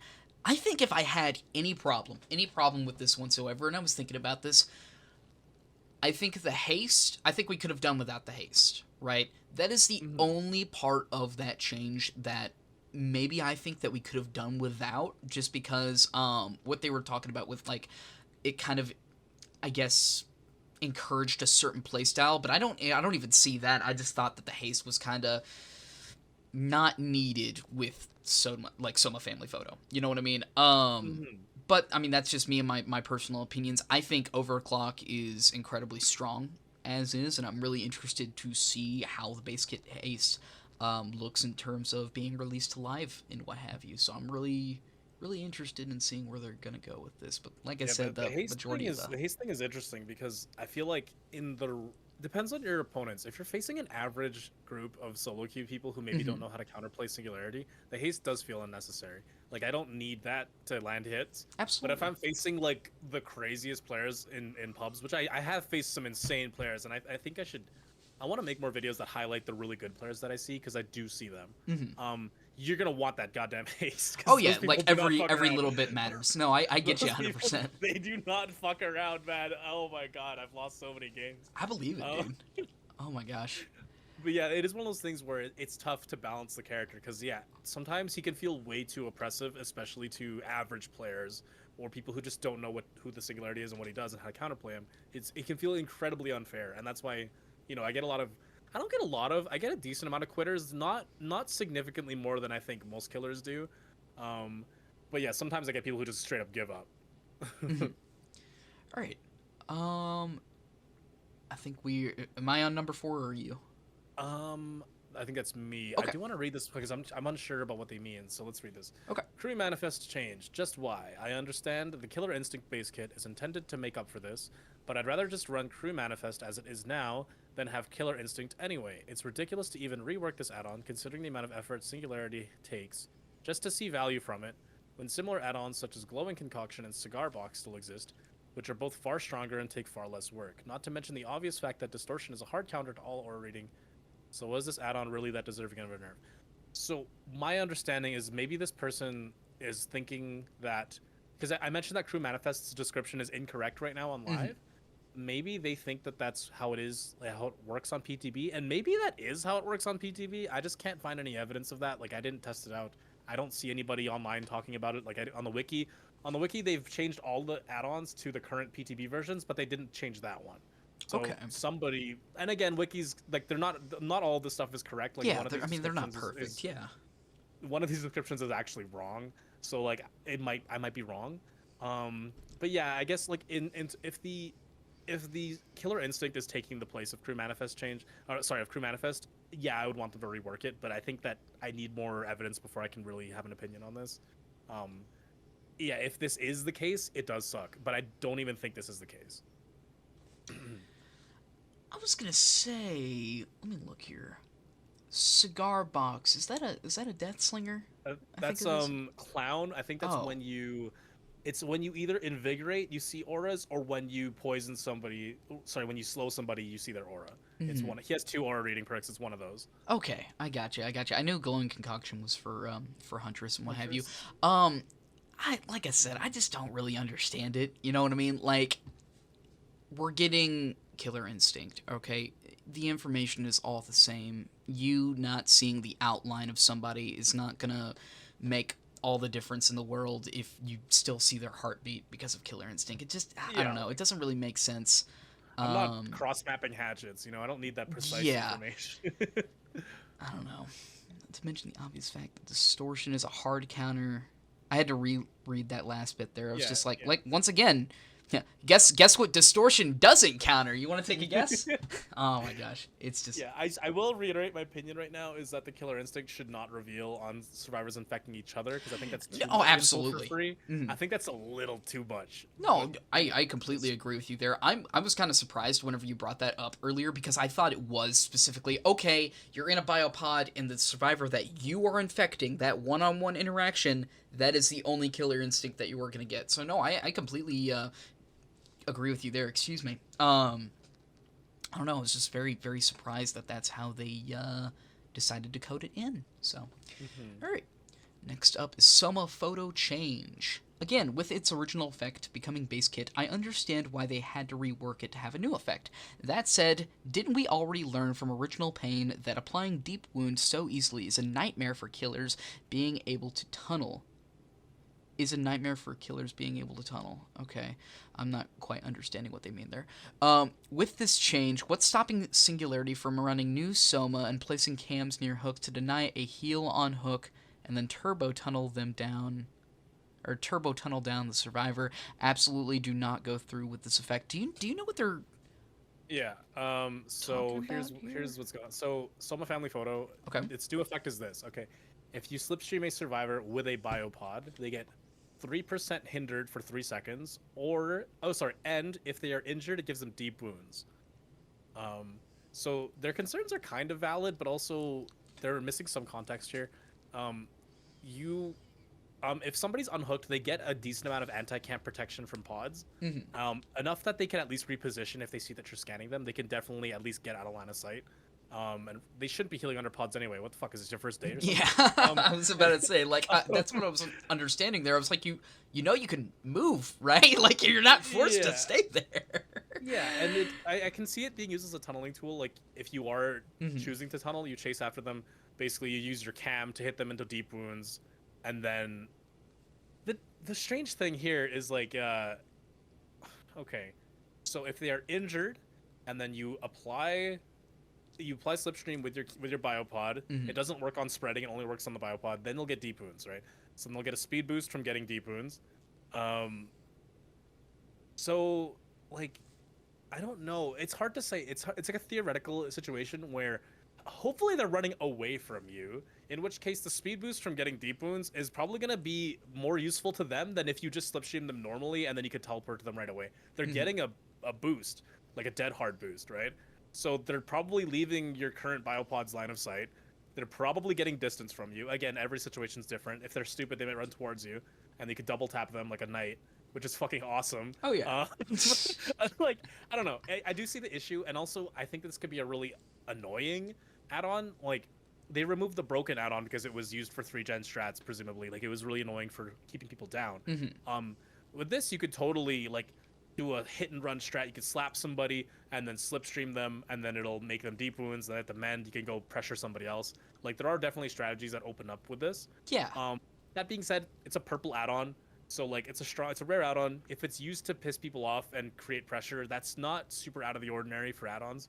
Like, Original Pain exists, Engineer's Fang exists, like other things in the game exist that are probably worse than this, and it could be, like, I understand it could be bad, but it's not that bad. Yeah. I was gonna say, it's just, I don't know. Legion literally exists, man. Like, it's not that crazy. There was really not that crazy.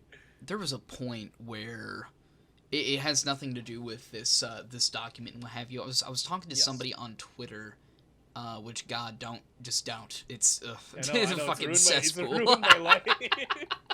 But no, what's it? It was like somebody conveying like a very, very similar argument and what have you, at least in terms of biopods posing such a huge threat. And I do believe that they mentioned Soma Family Photo and what have you. I feel like what people aren't considering is, while yes, the EMPs have been changed, just still pick one up as an insurance almost. Like, if you can see, okay, there is a biopod right there in front of the hook, let me Yeah. take it out and then go for the unhook. Like, it's really not that hard. Also, forgive me if I'm wrong. I know you said this earlier. I cannot remember what specifically you said off the top of my head. The anti-camp, whenever you're scanning survivors, it's not as strong, but that is still 100% a thing. Am I correct? Yeah, so the anti-camp changed. They only changed the speed at which you leave the biopods if you're camping a hook. Okay. There is still I can find that time, but basically right now and on PTV, it still takes for you have a slower scan time when you are pointing at somebody who was near a hook or is near a recently unhooked hook. Like it's a vague amount of time and it's Mhm. it feels very inconsistent. I can look up the time, but I don't really know it off the top of my head. Okay. But it feels like it's like 7 seconds or something. I don't even know how long it is. All I So know is it's so slow that you should just not do it. Like it's so slow. You're like, okay, I'm just gonna walk there because that's a better way to tunnel. If I'm gonna tunnel, it's faster to just walk over there than to stare at you for 7 seconds and hope you don't move. okay. Yeah.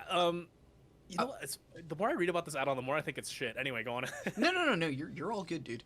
I was gonna say, like, kind of similar to what I said on another point, is that is a lot of what ifs right there. You know what I mean? Where, okay, Survivor absolutely has to be injured. They're going in for the unhook, and that is, they're gonna have deep wound on them, and that is all with potentially pulling off. What would you say? 7, 6. Yeah, Okay, Jesus, I I cannot found talk. it I out. apologize. I found it out. I found out what it was. What was it? And if you're camping, like if you're pointing at somebody near a hook or near someone who was recently unhooked, it is 10% of their regular speed. So that means it is 8 seconds on PTV instead of. I was 0.8 gonna seconds. say, if you were getting, like, scanned for 8 seconds and there's nothing that you can do during that time to cut off line of sight, dude, come on. You can't complain about that. You can at least get out of the way, or better yet, find something to break the distance between you and the biopod. Like, there's no way. There's no. That is, that's ridiculous right there. Yeah, there's more efficient ways to tunnel. Plus, Like I'm they're directly wasting resources. That is a whole biopod right there that is just used to monitor. You know, the only way that I can see them getting use out of that biopod is, oh, I know that there's a person going in for the unhook now. But at the same time, there is a notification for that. It's just, I don't know. so The the way I see it is like your base protection alpha is 10 seconds, I think, right? It's 10 Okay. seconds BT.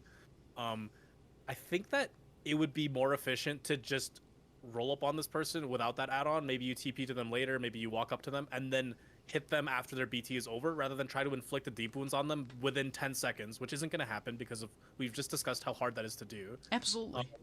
And th- and then fucking catch up to, like, it's just not that crazy.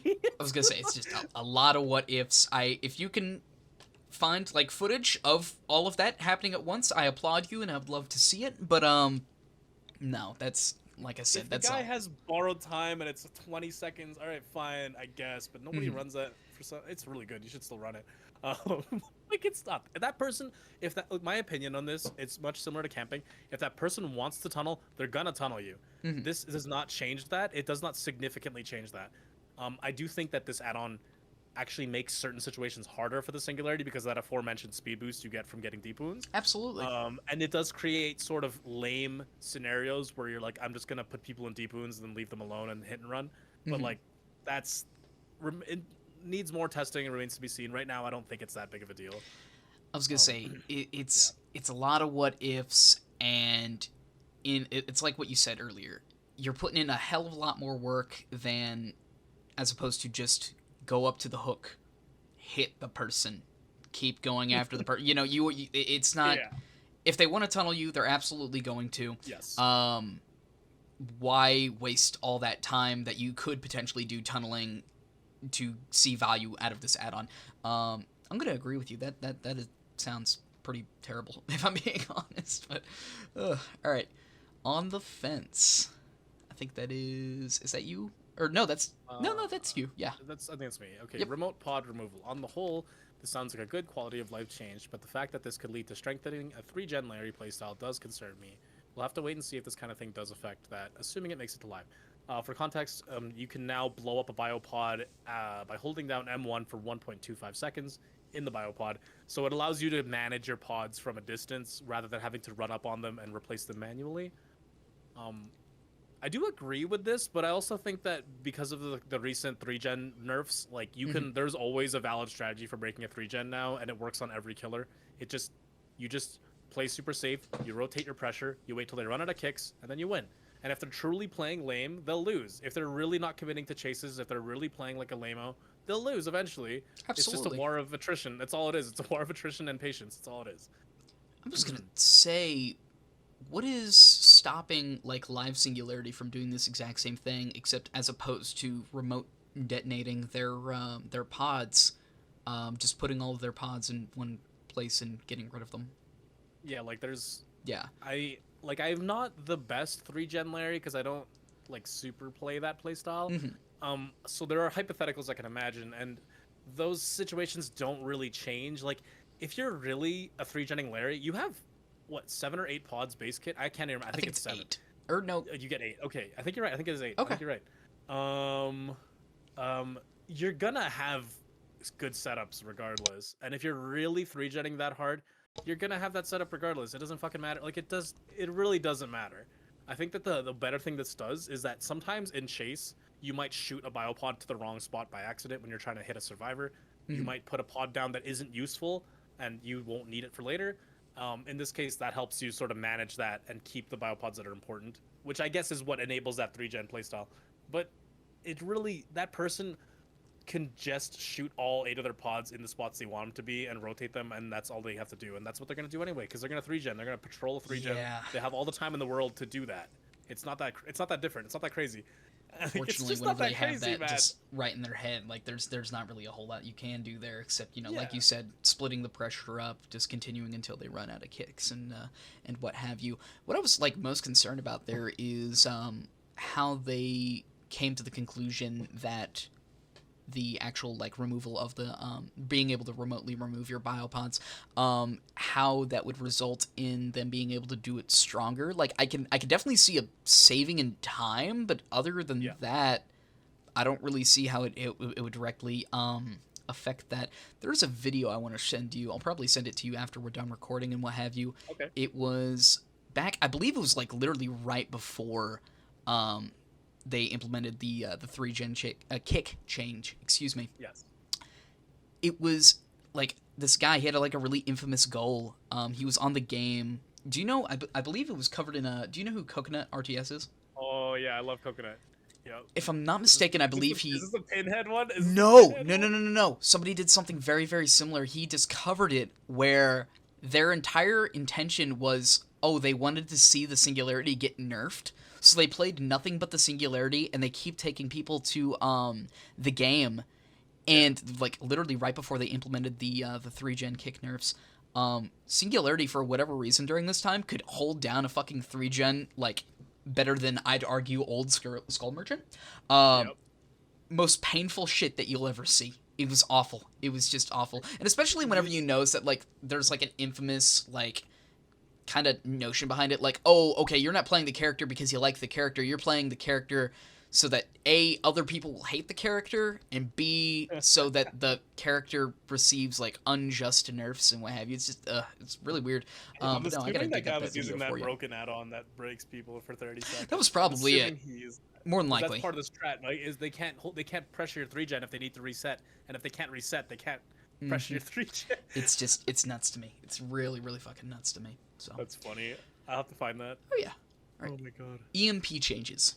Reducing the range of the EMP printer's visibility as well as making them stop printing at 97% feels like changes that were made to make up for the fact that most people do not know how to deal with EMPs. A good Singularity player knows that the EMPs are not strong if you apply the right amount of pressure. Multiple slipstreams at once, cams aimed at printers, forcing survivors to use them, right?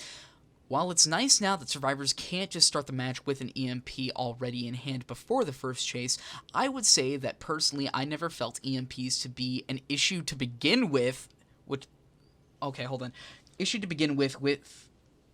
provided you apply the right amount of pressure. The increased range isn't worth mentioning, it's just kind of there. Once again, Are we talking? Okay, maybe this could just be a genuine skill issue on my part.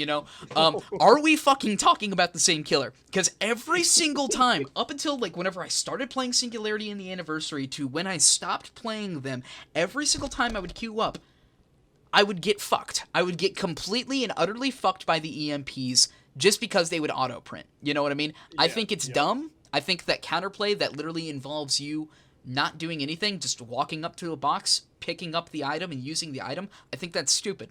I think that's really, really stupid. I'm going to bring up an example here.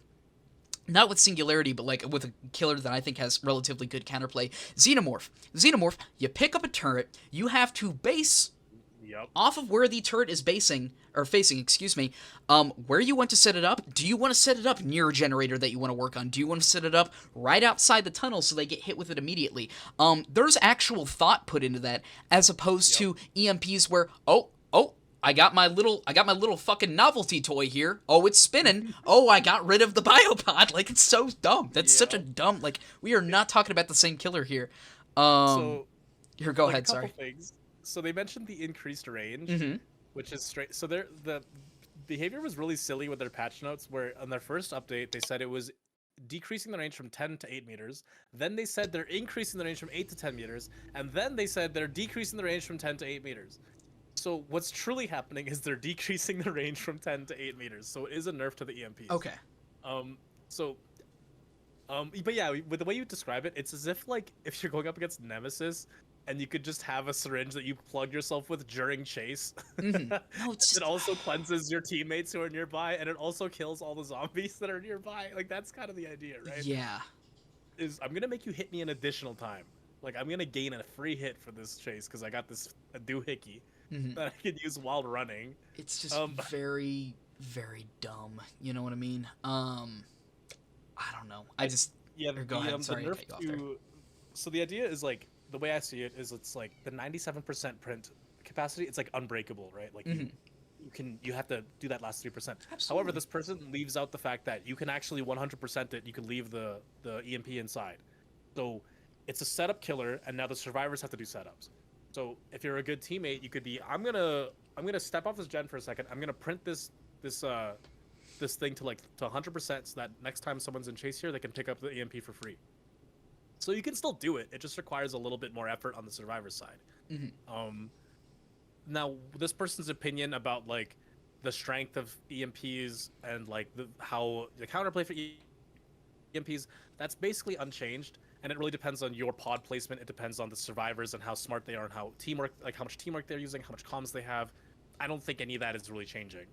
I think the main intention of this change was that a survivor could not, because like you've probably seen the situation, right? You cleanse you infect a dude, he cleanses, maybe he gets alive, or maybe you hit him, he runs to another tile, he gets another fucking EMP. Yep. He cleanses again, and then a teammate can run him and cleanse him again. If they're coordinated, they can cleanse. I've seen chases where people have cleansed like 4 times in a single chase because their team is coordinated. That shit sucks. One of the best videos on my channel is the most exhausting killer to play as in Dead by Daylight, and it was talking about the Singularity and what have you.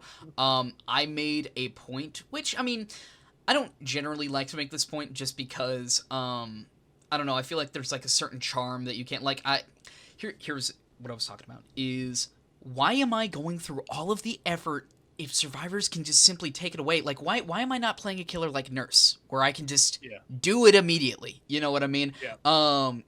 It's just more effort on my part, so why am I doing it? So the fact that they're actually doing something so that effort feels actually rewarding, I'm fucking all for that. I'm so down with that, you know? I don't know, it's just, I don't think people really understand, like, and I think it also has to do with the fact that they are, at least in my opinion, at the top of their skill ceiling, right?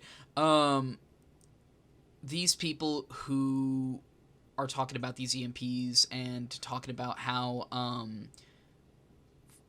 to properly, I guess, get rid of them and what have you, they have put a lot of time and effort into this character, so I can understand why they don't want it to change. Yeah. But at the same time, you are not necessarily sweating, but I kind of want to know like the context of like what all you're running, how you're behaving during these matches, just so I can get an idea of, okay, are you really bringing your A game? Are you playing this casually? Like, what do you know, what's Yeah. going on here? In my opinion, I mean, not to take any blows directly at this person, but in their bio they said fourth P100 Singularity worldwide. I know prestige doesn't really equate to skill, And but it shows nonetheless, some dedication, right? it So. does. It does. It shows that you have pride in this character and your ability to use them, right? Yeah. I once again, I just don't think that they're taking into account a large majority of the player base. You know what I mean? I noticed down below they have like an additional note where there are people who are accusing them of gatekeeping the character, and I'm not accusing them of that. You know what I mean? I do genuinely think that they have brought forth some really compelling arguments, but it's just the fact of, hey, this was a problem. I've personally underwent it. You know what I mean? I know many people out there have had almost all of their pressure removed just because of like a couple EMPs here and there. The fact that you were able to do that automatically with literally like there's no skill, there's nothing. You pick up the item, you use it, bam, pressure gone. You know, it's just, I don't know. I really hate that. I love the fact that they're changing it. It actually makes me really, really excited to get back into playing the character. Like this is probably the most excited I've been about the Singularity since Absolutely. release. You know what I mean? So it's just, I don't know. I don't think that's really fair to say towards the Singularity in general. Like, I don't think that's really fair to say towards the character, and I certainly don't think that is fair towards people who may want to approach it. So. Yeah, I think the primary intention with this change was getting EMPs for free in chase. Yes. I think that's the main frustration. Absolutely. And like, I'm just looked it up because I wanted to verify that I'm correct about this. Just some comparison, right? I looked up Nemesis supply crates. Mm-hmm. Nemesis's supply crates close if they're left open for 15 seconds. They just close, so you can't grab a vaccine off rip for free. Interesting. So like, and like you can't, and again, you can't really use that in chase because you have to stand still to use it. Mm-hmm. So like, it does kind of piss you off when like you literally see a guy grab your counter in front of you. He grabs your vaccine in front of you, and then he like just gets another free cleanse from it. And again, when you EMP a pod, it's not just like, oh, I just have to shoot another one and it's fine. That is partially there, but you're managing all of your pods. You're rotating all those pods. So you're like, okay, well, if I want to be efficient, I have to destroy this one, place a new one, and maybe that one was in a good spot that I want to replace it later. So I'm going to come back after this chase, replace this pod, put that pod back where it is. It's a lot of fucking cleaning up. It's a lot of chores. So the EMPs are a pain in the ass. A lot of effort. They really are a pain in the ass. And it's like all for naught. You know what I mean? It's just a lot of effort, like I said. So, I don't know. I'm really, really happy that they're changing it. I don't think this person is kind of considering the kinds of situations that, Singularities or anybody who plays the character now, would be put through. What I want from this to even the playing field is now for next patch, I want to see, oh, you can now inject yourself with a T-virus vaccine while in chase. You can now run and use the F8 spray while running. And you'll just see people running away from Wesker spraying themselves in the face with their axe body spray. That's what I want to see. Entirely separate note. Doesn't really... Well, I mean, it has something to do with the Nemesis and what have you. I actually contacted somebody on Twitter earlier this week because they're a pretty notable Nemesis main and what have you. Asking them if potentially, like, for a video idea, if they would be willing to teach me all of the tips and tricks for the character, because I played a match of Nemesis the other day and I fucking lost, and badly. I'm like, oh, He's hard. okay. Well, maybe I don't know what I'm doing here, so maybe something might come of that. Yeah, So. The struggles of Nemesis are why I don't play Xenomorph, because it's so much muscle memory, it's so much learning the power, the M2 power, that if you get rusty with it, it feels terrible. I get you. I 100% agree on you there. All right, I think you were up next. Yeah, cam UI changes. The UI looks a little big compared to the current, but this is something that can be adjusted to. Overall, it does help to improve readability and feedback to players not familiar with how Singularity's targeting works. I will say, though, that removing the white highlight when a survivor can't be scanned will make it harder to find people on the cameras, which kind of defeats the point, and this shouldn't go through since the other UI changes already take care of readability. So I get where this person's coming from, but the way I see it, so for context, if a survivor is too far to be scanned, or if they can't be scanned, they will not be highlighted in white anymore compared to right now, where everybody's highlighted in white. And the UI changes, there are colors to show what's different. So the camera is still green by default. If you have recently scanned somebody and you're on cooldown, it turns white. If you are scanning to somebody who is slipstreamed and you're going to teleport to them, it turns pink. So you just have some color, like, you know, just have some readability there. In my opinion, the highlight on a survivor disappearing when they're not valid targets, I feel like that's a counterplay buff to survivor. Like, if you know, like, okay, there's a biopod way over there, but if I take a wide angle and I run far from it, maybe he won't see me if he checks it. So I'm gonna make this valid to, like, it gives me a valid, like, stealth strategy in this case. Absolutely. Rather than before where it's like, oh, I'm just gonna shine white if he peeks at that, so it doesn't matter that I have off the record right now or lucky break or some shit. He's gonna fucking see me. Opportunity to get away. Yeah, no, I 100% agree. So, like, yeah, the way I see that, it's just I feel like it's a buff to helping survivors circumvent your surveillance, basically. Absolutely. I was gonna say I don't really have a whole lot to add on there. I think you covered it pretty well. I am really interested. I did not know. So I knew if you were targeting somebody who was already slipstreamed, I did know that it changed pink. I did not know about the other colors. So that is yeah, it looks kind of, it did take me off guard at first, but it looks good. Like, it helps communicate, like, what you've accomplished. Like, okay, I'm on cooldown, I'm about to teleport, like, I know, which is the pink one is really good, because sometimes if two survivors are near each other and one is slipstreamed and one is not, and you're far away, your biopod's far, it might be hard to tell which one you're scanning. So now with this color indication, you'll know, I'm about to teleport, okay, I'm looking at the right guy. Absolutely. I will say there is one thing that I am really, really happy that they got rid of. I don't know if it was specifically if a camera was down. I'm pretty sure it was if it was up as well. There was like this little box off to the side, and it would have I can't remember if it was like Morse code or like different symbols or something on there. I want to say it was Morse code. Okay. But it would have it going, and like I can only imagine like having that there with the new UI. I feel like, oh my god, it would be kind of like a nightmare, kind of trying to differentiate the different motion and what have you from, oh, okay, that's just the thing moving off to the side, between, oh, that's a survivor right there. You know what I mean? I don't know if that made sense at all, but I'll have to see that. I'll have to take a look. I know I have some PTV footage floating around. Let me see if I can find that, because I didn't notice that. I mean, maybe it's gone. Maybe it is gone. That was in old Singularity, by the way, not the new one. Oh, okay, because yeah, his current one, he has the little, like, there's a row of like zeros and ones off to the side. Yeah, it's just a cute little doohickey. Yeah, like, absolutely. It doesn't do anything. Maybe it does do something and I just don't know what it means. No, like, yeah, it doesn't do anything. So actually tells you like the exact coordinates on the map where the survivor are. It's the survivor's fucking social insurance number. Oh shit. All right. Additional note. I keep seeing a lot of people saying that these changes dumb down Singularity, and I've also seen people saying that those of us who dislike the changes are just gatekeeping because we put in effort and others didn't. My take on this is that yes, there are elements of this rework that take the complexity away from Singularity, such as not being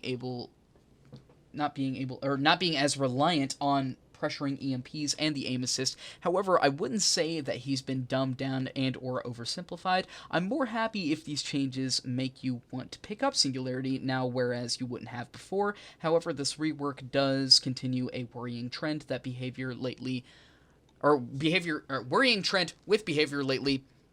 of watering down the most interesting characters in order to make them more appealing. There are 36 killers in Dead by Daylight, and it's not feasible to expect every player to enjoy playing or be able to play all 36 of them effectively. Again, I'm not trying to gatekeep here, but if you found Singularity difficult before and you weren't willing to learn him, why not just pick one of the other 35 choices available? Personally, I don't like playing Myers or Spirit or even Nurse, but you don't see me calling for a rework to cater to me. I just accept that they aren't for me and find something I do like. As I said above, my biggest issue is that the overclock duration being capped at 5.7 seconds, which is compared to having one survivor... excuse me. Which is comparable to having one survivor slipstreamed. since this weakens my preferred playstyle and hurts your chase ability, a vast majority of the quality of life and accessibility changes I agree with. I just feel like because I'm not a Soma family photo enjoyer, then I'm expected to just drop this killer that I genuinely love because of how I play, has been gutted to cater to those players rather than making the killer more accessible to all and allow for more playstyles. So here's the thing, right? Is let me see if I can locate where it was in the text here. Okay, it's during the point whenever they were saying to pick one of the other 35 choices and what have you. There is, and to be frank, I kind of said something very, very similar. Actually, I said it earlier whenever, like, oh, if I'm going through all the effort of playing this killer, why am I not playing a killer like the nurse where I can just put in less effort and do the exact same thing? There is a certain charm to the Singularity. You know what I mean? Whenever I first started playing them, I know you said it earlier. You love hearing their voice lines. I love hearing their voice lines. I love the look of them. I love the different cosmetics of them. I like the idea of playing a sci-fi killer that's just a fucking flesh cyborg smorgasbord. You know what I mean? Like, I fucking love that. I love the fact that I can do that. You know what I mean? But it's the fact that, hey, yeah, this is a lot of effort I'm putting down, and while, yes, maybe you did take the time to learn it, it is kind of gatekeepy. You know what I mean? It is like, oh, we should cater to the masses. We should cater to make this killer more approachable. We're not gutting out anything and everything it has to offer. You are still generally going to be playing it the exact same. Yes, it might be a little bit easier, but there are still going to be those moments, like how you mentioned earlier, where, okay, you're going to have a really coordinated team. They're actually going to 100% a couple of crates in the area so that while, yes, like the changes stated, you're not going to be able to use the EMPs as chase as more often as you would have been during live, but you are still 100% going to be able to do it. I'm going to make a point that I said during a separate argument. Not even an argument. It was just a debate with another person on Twitter that I stated previously. A big problem they were stating is, oh, what's stopping them with how quickly that you can now effectively put your slipstream out and teleport to people. There's really no point in using the EMPs in the first place. What you need to do is don't play recklessly. Don't do that. Instead, find cover, take out the EMP, and then do that. I know they didn't specifically state that, but there is counterplay here, and there is still very, very strong ways of taking down the Singularity. You know, it's just a matter of, okay, the counterplay isn't as easy as it used to be, where, okay, I'm running in a chase, oh, I can pick up an EMP, oh, I can take down his entire infrastructure, you know? What did you have to tack onto that, mind me asking?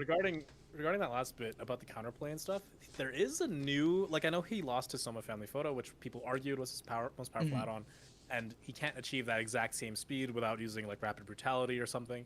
But he does have a new add-on that was previously his broken add-on that increases his, it speeds up his cooldown time after scanning to 2.5 seconds from 3 seconds. Interesting. And that is the most terrifying thing on the table here. That's actually the scariest thing, because that makes him way faster at teleporting to you and slipstreaming you.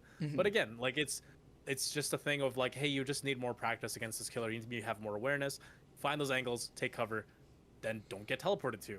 Like, he'll have to reposition, shoot another pod. At that point, you can cleanse.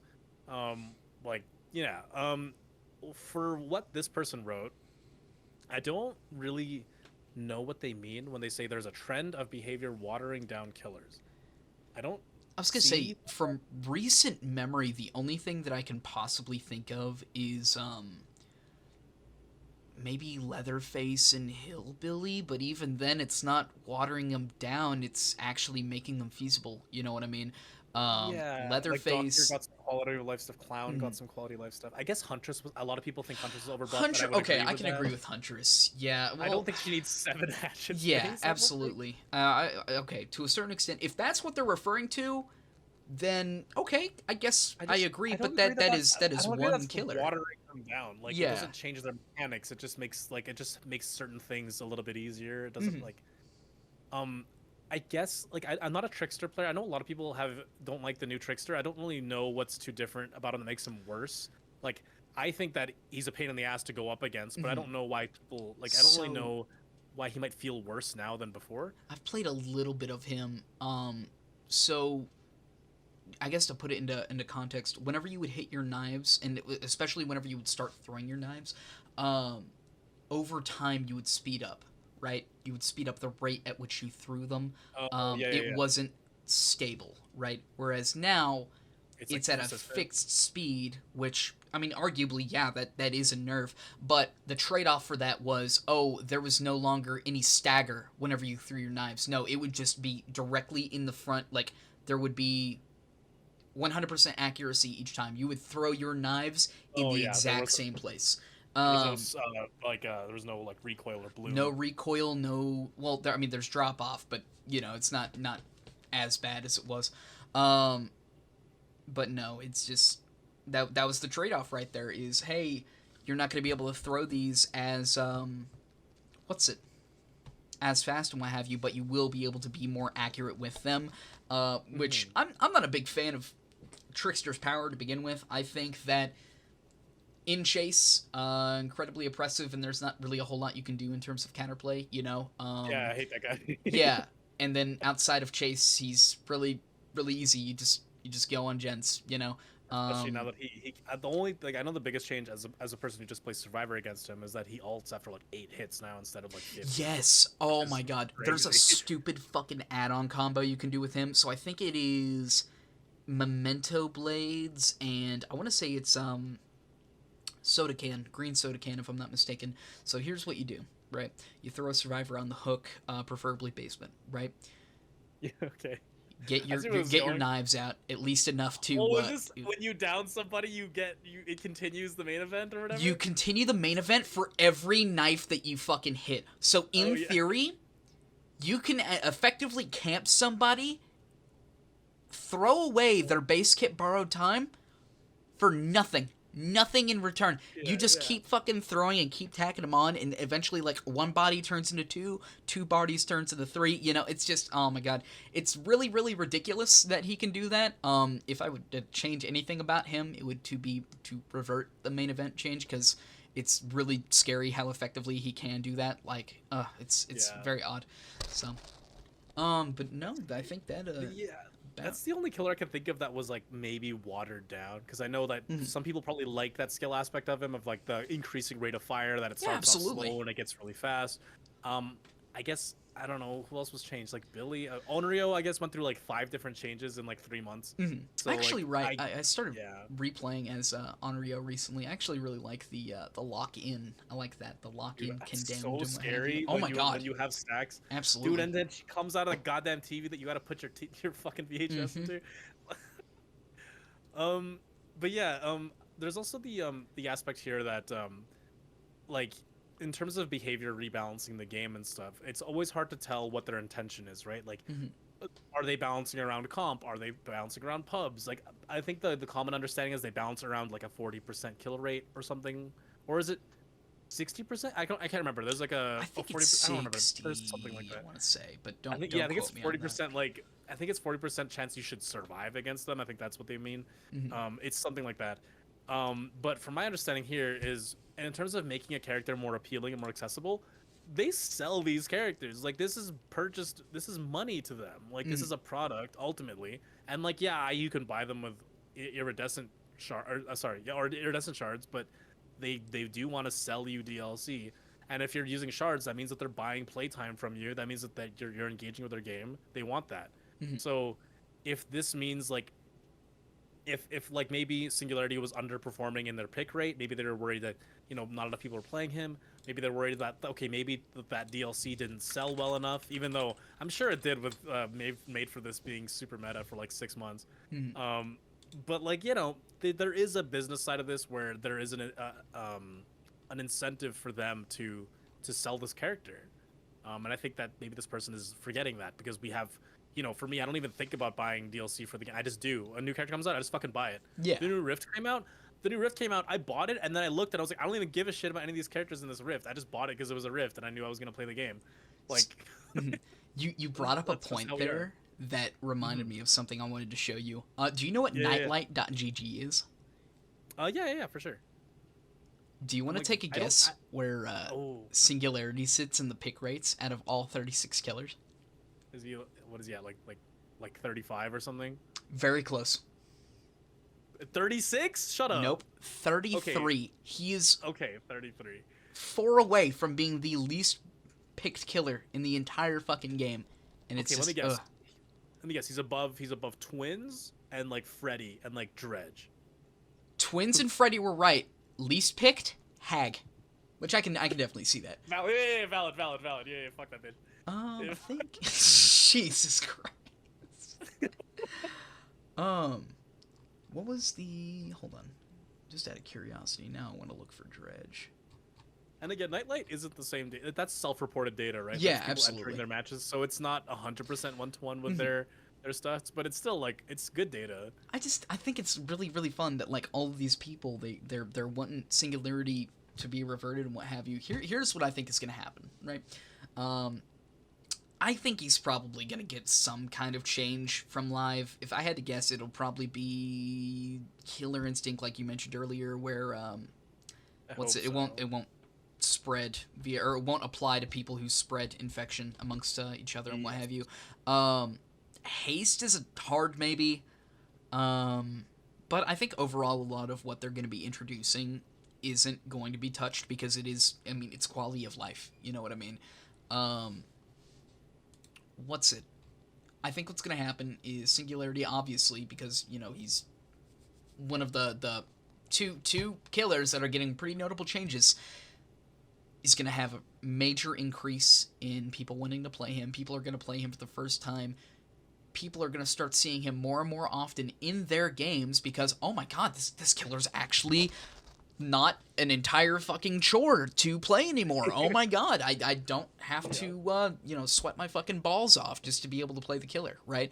You're gonna be able to see him more and more and more, and survivors are gonna learn that counterplay. They're gonna actually be like, okay, here's what I should do. I should actually take out the EMP before heading out aimlessly and recklessly, and as opposed to being directly in the line of sight, I should take it out while out of line of sight. You know what I mean? They're going to introduce that, and people are going to get familiar with it, and it's going to be good because we're going to see a lot more of him.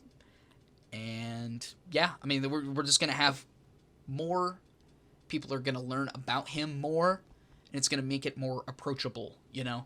And that's definitely what I appreciate the most. So that's the thing, right? Is like I feel like a lot of my wins or a lot of my kills are because people just don't know what to do against me, and it's like, you know, if they had more practice, they'll learn that stuff. Like when I play solo queue, when I get teammate and I get Singularity, sometimes even I don't know what the hell to do against him because I'm just not used to facing him on the survivor side. Or whereas if I see Wesker, most people know what to do about Wesker. You see most people going for jukes. Most people know to heal before they use their Fade Spray because it reveals them on Killer Instinct.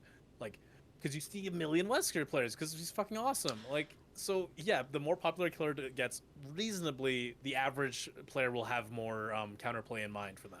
This might be a dumb question. I can't remember off the top of my head. If you're slipstreamed, can you see the aura? Like, I know they have like a fixed distance, excuse me, at which you can see it normally. If you're slipstreamed, can you just see all of the box auras? Is that something that you can do? You just see okay, everything. Okay. So I thought you could. I didn't want to say otherwise though, in case I was incorrect there. For the PTB, there's a distance which you can see them normally when you're not slipstreamed. That was reduced to 28 meters from 32, which was an add-on before. It was like a dog shit add-on that was pointless. And now on top of that, if a case is at 97%, it'll glow yellow, so you can go and finish it off. So you'll know, okay, that one's almost ready. I'll just go tap it. All right.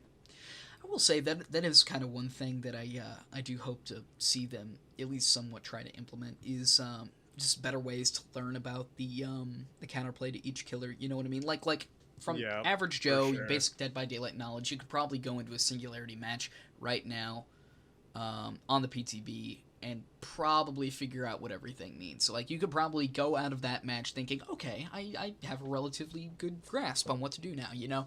I don't know. I wish there was just a better way, like whether it be like an extended tutorial or something along those lines. You know, so what I mean? That's the thing is like this game we love. It's in what, year 8 now? Yeah. And like the design space is getting crowded. There's only so many perks and powers you can design in this game before it runs out of they're already running out of perk ideas.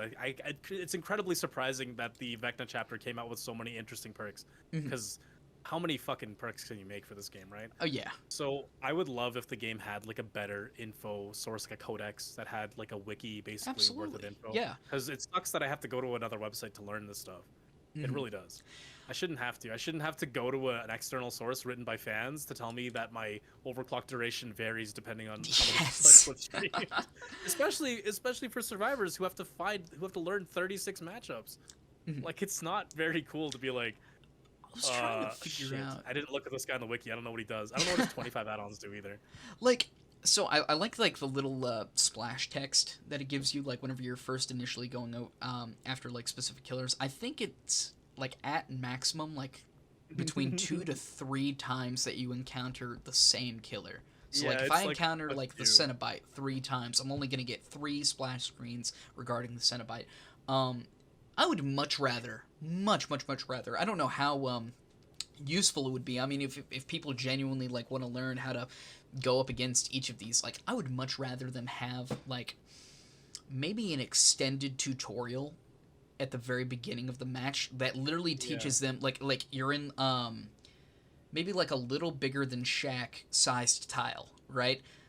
And literally it throws everything that you need to go up against this killer, and maybe like obviously it would have a longer queue for everybody else. Maybe you could give like I don't know 50% blood point bonus just because this person's going up against them for the first time. You know what I mean? And you have to just wait for them to go through it. But I mean that poses its own like problems. And It would be cool if the game, like I understand the behavior obviously has issues making tutorials because the tutorials are kind of messy. Oh and yeah. But it would be cool if every killer had its own tutorial, like playable tutorial. I thought that would be it would be so fucking like, cool, dude. Like for a survivor to learn, I mean, like not for the killer to learn, but I mean, yeah, for both no, sides. no, no, no, absolutely, yeah. But like fucking, what was I gonna say? Shit. So I have this weird, this game I used to play, with, what was it? I guess it was a game I used to play where there was a lot of people who I tried to get into DBD quite casually, and the game